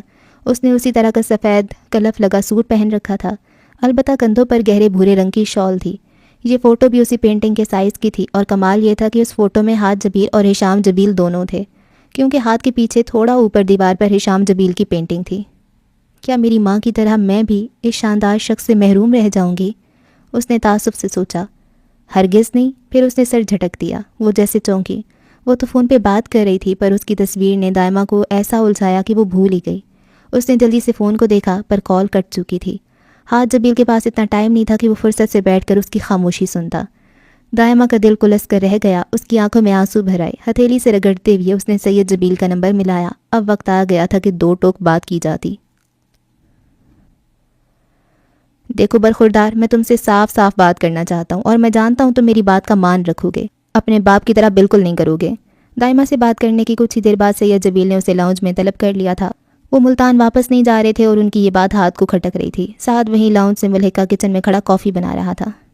जी बाबा बोले। वो खड़ा था। कुछ देर पहले तक साद हाथ के साथ उसके कमरे में था। वो किसी अहम मीटिंग में मशगूल थे। सैयद जबील ने उसकी बात सुनकर गला खंकारा और किनखियों से साद की जानिब देखा। वाज़ेह इशारा था कि वो साद की मौजूदगी में बात नहीं करना चाहते। साद और हाथ को इकट्ठा देखकर सैयद जबील को बेख्तियार मिकी और आरजे याद आते थे। फ़र्क सिर्फ ये था कि ये दोनों शरीफ थे और वो दोनों ला खौला। सैयद जबील ने फ़ौरन सर झटकते उन अजीब व गरीब हुलिये वाले मिकी और आरजे का ख्याल जहन से निकाला। आप बात कर सकते हैं, साद मेरे लिए फ़ैमिली की तरह है। हाथ संजीदा लहजे में कहता उनके सामने सोफे पे बैठ गया। वो उसी अंदाज में बैठा जिस अंदाज में सैयद जबील बैठे थे। कोई बात नहीं हाथ भाई, आप लोग आराम से बात करें, मैं ये कॉफ़ी लेकर ऊपर जा रहा हूँ, साद ने कहा और तेज़ी से कप उठाकर सीढ़ियों की जानिब बढ़ा। सैयद जबील की शख्सियत ही ऐसी थी, कोई उनके सामने मुश्किल से ही टिक पाता था। उसके जाने के बाद सैयद जबील ने हाथ को देखा। वो उनके ऐन सामने बैठा था। दरमियान में कांच का बड़ा सा टेबल था। हाथ बिल्कुल भी घबराया हुआ नहीं लग रहा था। वो जानता था सैयद जबील इस वक्त उससे दादा नहीं बल्कि सैयद हैदर जबील की खासियत से कोई हुक्म देना चाह रहे थे। तो क्यों ना उनसे सिर्फ हाथ नहीं बल्कि हाथ जबील बनकर मिला जाता। देखो अब वक्त आ गया तुम दोनों की शादी कर दी जाए, दाइमा की और तुम्हारी। वो अपने बाप की तरह उनके हाथ नहीं आता था। अलबत्ता सैयद जबील जानते थे वो हिशाम जबील की तरह इखलाकियात का कायल है, वो इनकार नहीं कर पाएगा। और आपको क्यों लगा वो वक्त आ चुका है? वो उन्हीं के अंदाज में पूछने लगा। सैयद जबील ने आंखें सुकेड़ के उसे देखा। वो खाकस्तरी रंग की पैंट पे स्याह फॉर्मल शर्ट पहने हुए था। शर्ट के ऊपर के 2 बटन खुले थे और कफ कोहनियों से ज़रा नीचे तक फोल्ड थे। उसके बाल पीछे की जानिब सलीके से सेट थे। उसकी ग्रे चमकती आंखें सुर्ख थीं, थकावट और रत जगहों की शिकार। वो कितना भी थका होता पर हमेशा ऐसे ही रहता था। सैयद जबील तो क्या कभी किसी ने उसे रफ हुलिये में नहीं देखा था। तुम दोनों की शादी की उम्र हो गई है और बच्चियों की जितनी जल्दी शादी हो उतना ही अच्छा है। सैयद जबील भी संजीदा थे। वो तो ठीक है, मैं लड़की ढूंढ लूँगा अपने लिए, पर दाइमा का क्या, आपने उसके लिए लड़का ढूंढ लिया? वो नॉर्मल अंदाज में कहता सैयद जबील को सुलगा गया था। वो इतना मासूम क्यों बन रहा था? क्या मतलब लड़का ढूंढ लिया? मैं तुम्हारी और दाइमा की शादी की बात कर रहा हूँ, सैयद जबील ने ज़ब्त करते कहा। आपसे ये किसने कहा मैं दाइमा से शादी कर रहा हूँ? उसने इस बार सैयद जबील की आंखों में देखते पूछा। वो हमेशा से अपने बड़ों की खुशियों के लिए बहुत कुछ करता आया था। वो उनको खुश देखने के चक्कर में ईमानी का दिल तोड़ चुका था। वो तुम्हारी मंगेतर है, कैसी बातें कर रहे हो? आप भूल रहे हैं वो मेरी नहीं अब्दुल की मंगेतर है, जबकि मैं अब्दुल नहीं हूँ। उसने एक एक लफ्ज़ पे जोर डालते कहा। सैयद जबील खामोश हो गए। वो बस उसे घूरते रहे। फ़ौरन कोई जवाब नहीं बन पाया था। वो तुम्हें ही अब्दुल समझती है। काफ़ी देर बाद वो बोले तो उनकी आवाज़ में पहले जैसी सख्ती नहीं थी। हाथ उनकी बात सुनकर होले से मुस्करा दिया, फीकी मुस्कान, खुद का मजाक उड़ाती हुई। वो अब सोफे से टेक लगाए बैठा था। उसकी दाहिनी कोनी सोफे के बाजू पे टिकी थी। अंगूठे से वो अपनी थोड़ी सहला रहा था और नजरें दाई जाने मौजूद उस दीवार पे जमी थीं जहां आरजे, मिकी और शामू काका की बहुत सारी तस्वीरें चिपका थीं। यह आप लोगों की गलती है, मेरी नहीं। मैं अब्दुल बनकर किसी लड़की की ज़िंदगी में दाखिल नहीं हो सकता। मैं ये शादी नहीं कर सकता। اس کا انداز اتنا دو ٹوک تھا کہ سید جبیل ساکت رہ گئے۔ وہ کچھ کہنا چاہتے تھے، لب پھڑپھڑائے، پر الفاظ اندر ہی کہیں دب گئے۔ ان کے تصور کے پردے پر دائمہ کا چہرہ ابھرا۔ دائمہ کا دل ٹوٹ جائے گا ہاتھ، وہ اب سید جبیل سے اس کے دادا بنائے تھے۔ میں نے اس کا دل کبھی رکھا ہی نہیں بابا جان، وہ بھی انہی کے انداز میں بولا تھا۔ تو اب رکھ لو، میں اس بچی کو روتا ہوا نہیں دیکھ سکتا۔ وہ اب جیسے التجا کر رہے تھے۔ یہ میرے بس میں نہیں ہے، وہ ابھی بھی اپنی تھوڑی کو سہلا رہا تھا۔ میں اس کو کیا جواب دوں گا؟ سید جبیل اب حقیقتاً پریشان ہو گئے تھے۔ اتنا تو وہ جان گئے تھے کہ سامنے بیٹھا لڑکا روحان جبیل عرف آر جے کی اولاد تھا۔ وہ اپنا فیصلہ بدلنے والا نہیں تھا۔ یہ مجھے کیسے معلوم ہوگا؟ بہتر ہوگا آپ اسے سچ بتا دیں۔ میں عبدل نہیں، ہاد ہوں۔ برخوردار، تم مجھے مشکل میں ڈال رہے ہو۔ سید جبیل کے تنے کندھے ڈھیلے پڑ گئے۔ اور آپ مجھے ایک معصوم لڑکی کو دھوکہ دینے پر مجبور کر رہے ہیں۔ وہ اب ان کی جانب متوجہ ہوا۔ ویسے بھی عبدل زندہ ہے، وہ لوٹ آئے گا، میں اسے لے آؤں گا۔ تم نے تو ادھم کو لانے کا بھی وعدہ کیا تھا، تم نے تو روحان جبیل کو ڈھونڈ لانے کا بھی وعدہ کیا تھا۔ سید جبیل نے اٹھتے اٹھتے اس پر چوٹ کی۔ ہاتھ جبیل اپنے وعدے پر قائم ہے۔ سید جبیل اس کی شاندار شخصیت کو دیکھ کر گہرا سانس لیتے اپنے کمرے کی جانب بڑھے۔ آپ کل ملتان واپس چلے جائیں، یہ میرا کام ہے، میں اسے اپنے طریقے سے کرنا چاہتا ہوں۔ سید جبیل ٹھہرے ضرور تھے لیکن پلٹ کر نہیں دیکھا۔ وہ پھر اپنے کمرے کی جانب بڑھ گئے۔ ان کے جانے کے بعد اس نے اپنا سانس بحال کیا۔ کتنا مشکل تھا نا ہشام جبیل سے روحان جبیل بننا، سر جھکا کر بڑوں کی مان لینے سے اپنے حق کے لیے لڑنا، کتنا مشکل تھا نا اپنی مرضی سے جینا۔ اگلی صبح سید جبیل ملتان واپس چلے گئے اور وہ اسلام آباد آ گیا، اس بات سے بے خبر کہ اس کی سزا شروع ہونے والی تھی۔ سلمہ بیگم واپس تو آ گئی تھیں لیکن وہی جانتی تھیں کہ پورے راستے ان پر کیا گزری تھی۔ ان کی طبیعت خراب ہو گئی تھی۔ امیزہ نے انہیں بڑی مشکل سے سنبھالا تھا۔ ان کی رات آنکھوں میں کٹی تھی۔ امیزہ کی نظروں میں تو بار بار ایمان کا چہرہ ابھر رہا تھا۔ اس شام گھر کا چولہا نہیں جلا، نہ کچھ پکایا، نہ کچھ کھایا۔ سلمہ بیگم کے لیے یہ غم کسی موت سے کم نہیں تھا کہ ان کی بیٹی کو طلاق ہو گئی تھی۔ کیا جواب دیتی وہ سب کو؟ یہی خیال انہیں کھا رہا تھا کہ لوگ کیا کہیں گے۔ رات آہستہ آہستہ ڈھلنے لگی۔ آہستہ آہستہ جب غصے اور نفرت کی شدت کم پڑنے لگی تو ایمان کا چہرہ ان کی آنکھوں کے سامنے لہرایا۔ اس کی حالت بالکل بھی ایسی نہیں تھی کہ وہ اس طلاق سے خوش تھی یا اس نے جان بوجھ کر ایسا کیا تھا۔ دماغ نے کام کرنا شروع کیا تو انہیں احساس ہوا کہ مشارب کیا کرنے جا رہا تھا۔ بیٹی کا گناہ ان کی نظروں میں کم پڑا تو انہیں احساس ہوا کہ مشارب کتنا بڑا گناہ کرنے جا رہا تھا۔ اگر اس کی ماں ایسا نہ کرتی تو وہ کبھی مانتا ہی نہ کہ وہ ایمان کو طلاق دے چکا ہے۔ ان کی بے چینی بڑھنے لگی۔ فجر کی اذان سے پہلے انہوں نے حمیزہ کو پکارا، ایمان کا نمبر ملاؤ، مجھے اس سے بات کرنی ہے۔ سلمہ بیگم کے دل کو اب کچھ ہو رہا تھا۔ شام سے ملا رہی ہوں امی، ان کا نمبر بن جا رہا ہے۔ سلمہ بیگم کے دل کو ہاتھ پڑا تھا۔ جلدی سے ٹکٹ بک کرو، ہم اسے لینے جا رہے ہیں واپس۔ انہیں اپنی غلطی کا احساس ہوا تو خیال آیا کہ مشارب جیسا انسان ان کی بیٹی کو اس پرائے شہر میں بھی کوئی نقصان پہنچا سکتا تھا۔ ایمان میری بچی، کبھی کبھی احساس ہونے تک ہمارے سر کے اوپر سے پانی گزر چکا ہوتا ہے۔ اس سے پہلے تو دعاؤں پر یقین تھا کم کم، تو نے چھوڑا تو مناجات کا مطلب سمجھے۔ مسٹر ماسیل اٹھ جائیں۔ مارتھا نے اس کے کمرے کی لائٹ آن کرنے کے بعد ایک جھٹکے سے دیوار گر کھڑکی سے پردے ہٹا دیے۔ باہر سورج چمک رہا تھا جس کی روشنی سیدھا اس کے چہرے سے ٹکرائی۔ وہ جانے کب سے سو رہا تھا، بہت دنوں سے وہ اس کمرے سے باہر نہیں نکلا تھا۔ انسٹیٹیوٹ بند ہو چکا تھا۔ اس نے مجسمہ سازی کب کی چھوڑ دی تھی۔ اس نے شنایا سے بڑی مشکل سے پیچھا چھڑایا تھا۔ جانے کیوں وہ جب بھی اس کے سامنے آتی تھی ماسیل کی تکلیف مزید بڑھ جاتی تھی۔ اسی لڑکی کے ساتھ وہ اپنی محبت کے مکر سے بے وفا ہوا تھا۔ یہ خیال اس کا پیچھا نہیں چھوڑتا تھا کہ ایمان نے اسے اور شنایا کو ایک ساتھ دیکھا تھا۔ اس کے کمرے میں جگہ جگہ سگریٹ کے ٹکڑے بکھرے ہوئے تھے۔ وہ نشہ کر کر کے بھی تنگ آ چکا تھا۔ نہیں گیا تھا تو یہ خیال نہیں گیا کہ وہ بے وفا تھا، ایمان نہیں۔ نہیں گئی تو وہ تکلیف نہیں گئی تھی جو اس کے اندر شدت پکڑتی جا رہی تھی۔ وہ ان سب خیالوں سے بچنے کے لیے سونا چاہتا تھا۔ وہ نیند میں ڈوبا رہتا تھا۔ وہ خود کو نہیں بلکہ اپنے دماغ کو سلانے کی کوشش کر رہا تھا۔ جیسے ہی اس کا دماغ ہوش میں آتا وہ اسے کچوکے لگانا شروع کر دیتا تھا۔ مارتھا جاؤ یہاں سے، اس نے تکیے کے نیچے منہ چھپاتے کہا۔ پہلے آپ اٹھ کر ناشتہ کر لیں۔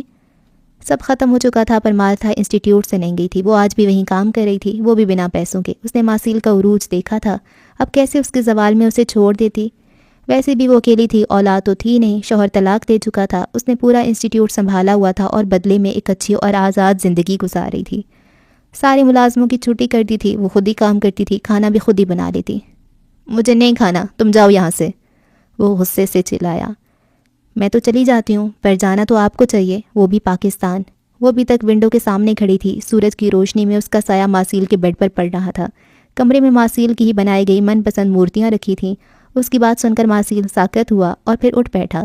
اس کا حلیہ عجیب تھا، بال بکھرے ہوئے تھے، شیو بڑی ہوئی تھی، آنکھیں سرخ انگارہ تھیں اور حال کسی مجنوں سے کم نہیں لگ رہا تھا۔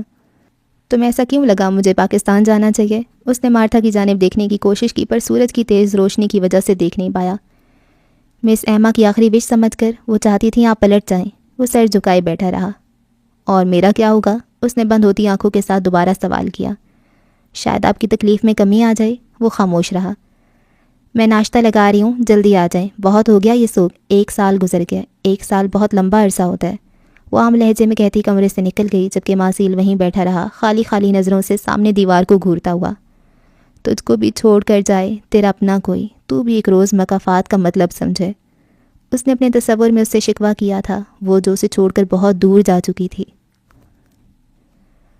ڈاکٹر صاحبہ، مریضہ اپنے کمرے میں نہیں ہے، نرس نے آ کر اسے اطلاع دی۔ کیا مطلب اپنے کمرے میں نہیں ہے؟ وہ حیران ہوئی۔ مطلب وہ کہیں بھی نہیں ہے، ہم نے سب جگہ چیک کر لیا ہے۔ وہ جھٹکے سے اپنی کرسی سے اٹھی اور نرس کے ساتھ ایمان کے کمرے کی جانب بڑھی، لیکن وہ کہیں نہیں تھی۔ پورا 1 گھنٹہ ڈھونڈنے اور انتظار کرنے کے بعد اس نے بلاخر ہاتھ کا نمبر ملایا تھا۔ ڈاکٹر مہک کا تعلق روحان جبیل کی والدہ عائشہ جبیل کے خاندان سے تھا۔ وہ روحان جبیل کے ماموزاد کی بیٹی تھی، یوں وہ ہاتھ کی سیکنڈ کزن تھی۔ وہ چلی گئی۔ جیسے ہی ہاتھ نے فون اٹھایا، مہک نے گویا دھماکہ کیا۔ چلی گئی؟ لیکن کہاں؟ وہ جیسے ساکت ہو گیا۔ پتہ نہیں، اس نے دھیمے لہجے میں جواب دیا۔ دوسری جانب خاموشی چھا گئی۔ کبھی کبھی ہم بہت دیر کر دیتے ہیں، اپنی طرف سے پوری کوشش کرتے ہیں پر دیر ہو جاتی ہے۔ سلمہ بیگم نے بھی پہنچنے میں دیر کر دی تھی۔ جب وہ ہسپتال پہنچی تو انہیں یہی خبر ملی تھی کہ وہ وہاں نہیں تھی، وہ جا چکی تھی۔ اس کے اپارٹمنٹ کا پتہ نکال کر وہاں پہنچے تو وہاں کوئی نہیں تھا۔ سلمہ بیگم کو زمین اپنے پیروں سے نکلتی محسوس ہوئی تھی۔ حمیزہ کی حالت بھی وہی تھی۔ یہ میں نے کیا کر دیا؟ وہ پچھتا رہی تھیں پر پچھتانے کا فائدہ نہیں تھا۔ جو ہونا تھا ہو چکا تھا۔ ڈاکٹر مہک نے انہیں سمجھا کر واپس بھیجا تھا کہ ایمان ایک سمجھدار لڑکی تھی۔ وہ یقیناً ناراض ہو کر کہیں گئی تھی، بہت جلد لوٹ آتی، پر کوئی نہیں جانتا تھا آنے والا وقت کیسا تھا۔ وہ جیسے زمین سے ہی غائب ہو چکی تھی۔ اسے ڈھونڈنے میں ہاتھ نے بہت سے دن لگائے تھے۔ اس کا فون بند تھا، اس نے ایک پل کے لیے بھی آن نہیں کیا، ورنہ وہ پتہ لگا لیتا وہ کہاں تھی۔ سلمہ بیگم روز ڈاکٹر مہک کو کال کرتی، وہ انہیں تسلی دیتی کہ ایمان مل جائے گی۔ وہ اسے ڈھونڈ رہی تھی پر وہ نہ ملی، اسے ملنا ہی نہیں تھا۔ وہ جو چند دنوں کے لیے اسلام آباد آیا تھا، اب 1 مہینہ ہو گیا تھا، وہ اسے نہیں ڈھونڈ پایا تھا۔ اسے اس وقت اپنی حیثیت کا اندازہ ہوا تھا کہ اتنی ایڈوانس ٹیکنالوجی پر گرفت رکھنے کے باوجود وہ ایمان کی لوکیشن نہیں جان پایا تھا۔ وہ آنکھیں بند کیے کرسی سے ٹیک لگائے بیٹھا، ہاتھ کی 2 انگلیوں سے پیشانی کو مسل رہا تھا۔ لیپ ٹاپ سامنے میز پہ رکھا تھا۔ لوکیشن از ناٹ فاؤنڈ، یہ اس کی اے آئی تھی۔ وہ ایمان کے موجودہ نمبر سے اس کے فون تک رسائی تو حاصل کر چکا تھا، پر لوکیشن ابھی تک نہیں ملی تھی۔ اس نے گہرا سانس لیا اور اٹھ کھڑا ہوا۔ لیپ ٹاپ اس نے بند کر دیا تھا۔ سردیوں کی شدت میں پھر سے اضافہ ہو رہا تھا۔ وہ جیکٹ پہن کر سر پہ کیپ اوڑھتے ہوئے باہر نکل آیا۔ پارکنگ ایریا سے گاڑی نکالی اور یوں ہی گھومتا رہا۔ کچھ دیر بعد وہ ایمان کے اس اپارٹمنٹ کے سامنے کھڑا تھا جس کے 3rd فلور پر وہ رہتی تھی۔ وہ روز یہاں آ جاتا تھا، یہ بے اختیار تھا۔ وہ جانتا تھا اس کا فلیٹ پچھلے 1 مہینے سے بند تھا، پھر بھی وہ وہاں آ جاتا تھا۔ اسے خود سمجھ نہیں آتا تھا وہ ایسا کیوں کرتا تھا۔ وہ یوں ہی گاڑی میں بیٹھا رہا جیسے وہ ویلنسیا میں کرتا تھا، بہت خاموشی سے اس پر نظر رکھتا تھا، جیسے وہ یوں اندر سے نکل آئے گی اور کسی مارکیٹ جائے گی گروسری کرنے۔ وہ آج بھی وہ طوفانی رات نہیں بھولا تھا جس رات ایمان نے ویلنسیا میں اپنی شال اتار کر اس بچے کو دی تھی اور کھانے پینے کا سارا سامان دے دیا تھا۔ وہ منظر اسے آج بھی پوری جزیات سے یاد تھا۔ یاد میں فرق ہوتا ہے۔ کچھ لوگوں کی یادوں میں ہم مر چکے ہوتے ہیں اور لوگ سوگ مناتے رہتے ہیں، جیسے کہ ادم جبیل، اور کچھ لوگ ہمیں اپنی یادوں میں ہمیشہ زندہ رکھتے ہیں اور وہ ہم تک پہنچنے کی پوری کوشش کرتے ہیں، جیسے کہ ہاتھ جبیل جو اسے ڈھونڈنے کی پوری کوشش کر رہا تھا۔ وہ گاڑی میں بیٹھا تھا اور اس کا ذہن اس منظر کو تازہ کر رہا تھا جب وہ اکیڈمی میں داخل ہوئی تھی اور وہ اور مرتضیٰ لان میں بیٹھے تھے۔ اگر تھوڑی سی محنت کی جائے تو یہ لڑکی لکھنے کے ساتھ ساتھ اچھا بول بھی لے گی، مرتضیٰ نے کہا تھا، اور وہ بنا اس کی جانب دیکھے آگے بڑھ گئی تھی۔ کیا اس نے ابھی ہمیں نظر انداز کیا؟ مرتضیٰ نے حیرت سے ہاتھ کو دیکھا تھا۔ اب تم اس کی اتنی تعریف کر رہے تھے، اگر وہ یہاں رک کر ہم سے بات کرنے کی کوشش کرتی تو میں ڈس اپوائنٹ ہو جاتا۔ اچھا ہوا وہ گزر گئی۔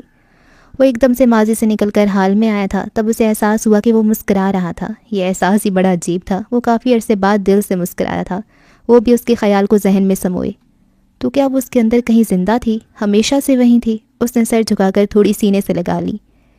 ایمان ہماری ہے، سنا تم نے؟ وہ ہماری ہے، تمہیں اسے لانا ہی ہوگا، نہیں تو اچھا نہیں ہوگا۔